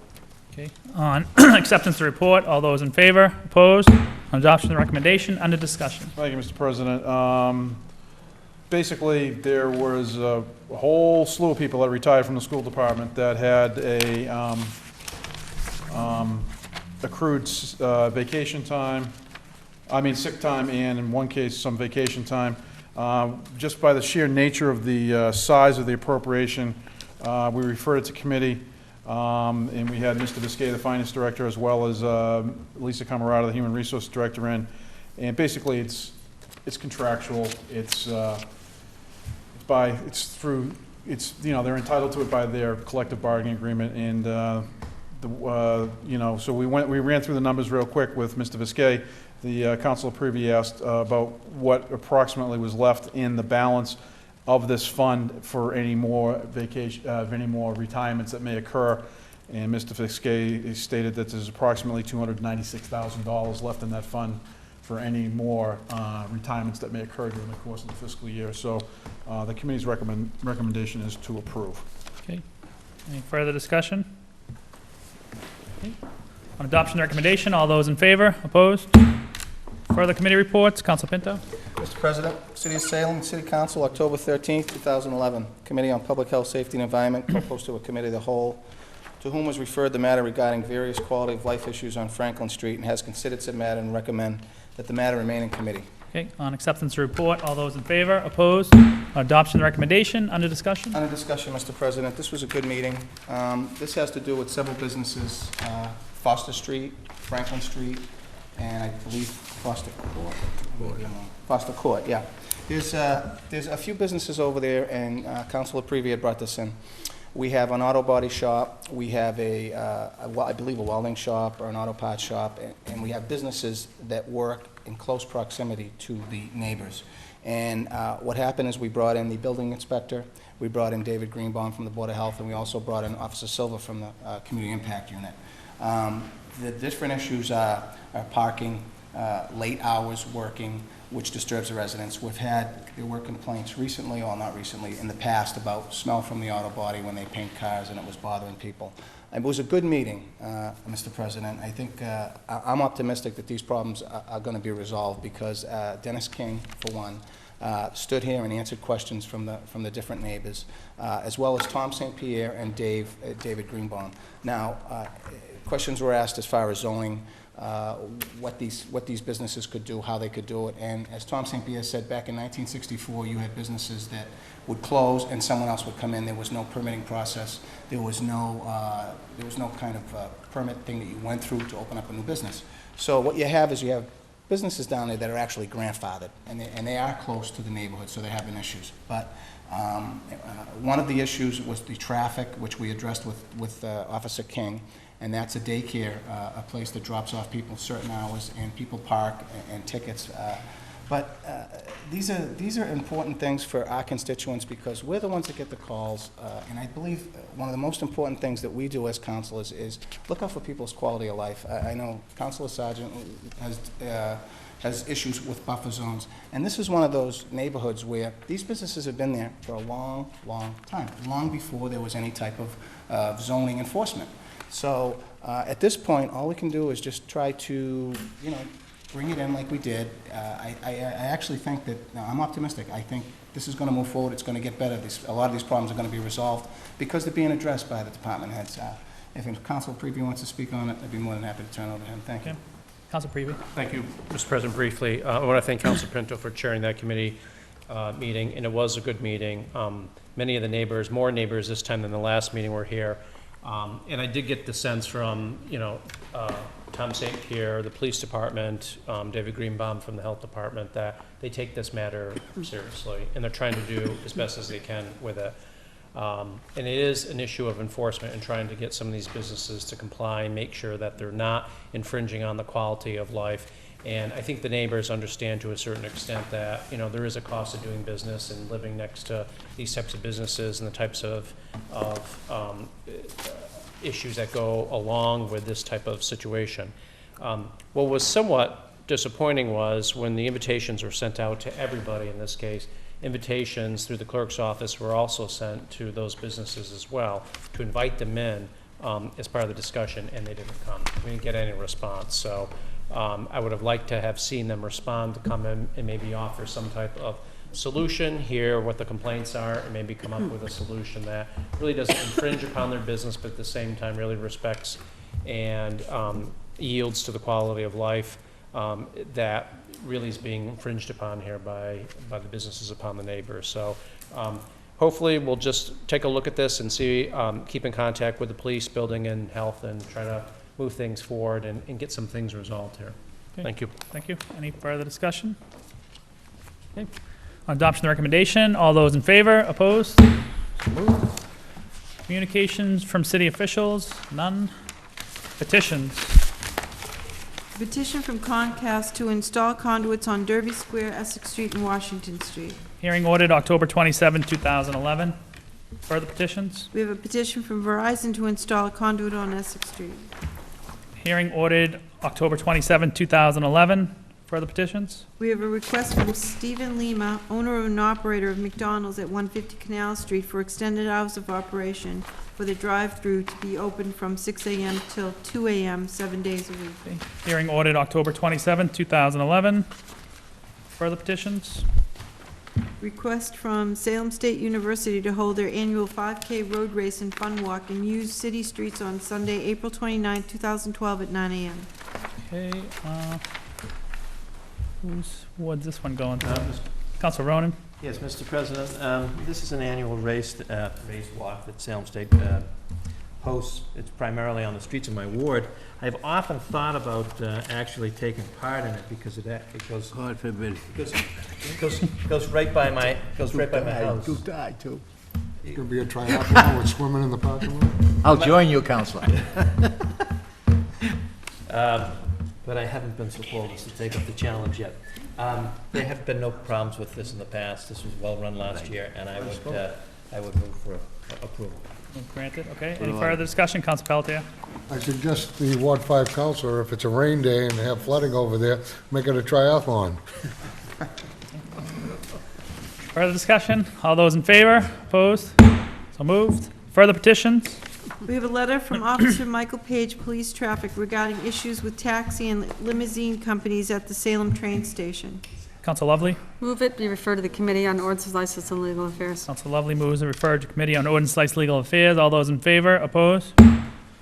Further petitions? We have a request from Jean Joseph, owner of Salem Community Transport, to meet with council to address issues at the Salem train station. Council Lovely? Move it be referred to the Committee on Ordinances, License, and Legal Affairs. Council Lovely moves referred to the Committee of Ordinance, License, Legal Affairs. All those in favor? Opposed? Further petitions? We have a list of licenses: junk dealer, public guides, tag days, and tag days. Council Lovely? Move they be referred to the Committee on Ordinances, Licenses, and Legal Affairs. Council Lovely moves to refer to Committee on Ordinances, License, Legal Affairs. All those in favor? Opposed? Further petitions? We have a list of taxi operator license applications. Council Lovely? Move they be granted. Council Lovely moves to be granted. All those in favor? Opposed? Further petitions? We have one taxi operator. Council Lovely? Move it be denied. Council Lovely moves that the taxi operator license be denied. All those in favor? Opposed? So moved. Further petitions? We have a request from Mac Ray for a hearing on the denial of his taxi operator license. Council Lovely? Move it be referred to the Committee on Ordinance, License, and Legal Affairs to hold an executive session. Okay, Council Lovely moves to refer to Committee on Ordinances, License, and Legal Affairs, and this be held in executive session. All those in favor? Opposed? Further petitions? We have a list of claims. Council Lovely? Move they be referred to the Committee on Ordinance, License, and Legal Affairs. Council Lovely moves referred to Committee on Ordinances, License, and Legal Affairs. All those in favor? Opposed? Further petitions? We have one constable bond. Council Lovely? Move it be referred to the Committee on Ordinances, License, and Legal Affairs and returned approved. Council Lovely moves that it be referred to Committee on Ordinances, License, and Legal Affairs and returned approved. All those in favor? Opposed? Unfinished business? None? Councilor Ronan? Yeah, I would move for adjournment. Councilor Ronan moves for adjournment. All those in favor? Opposed? Meeting adjourned.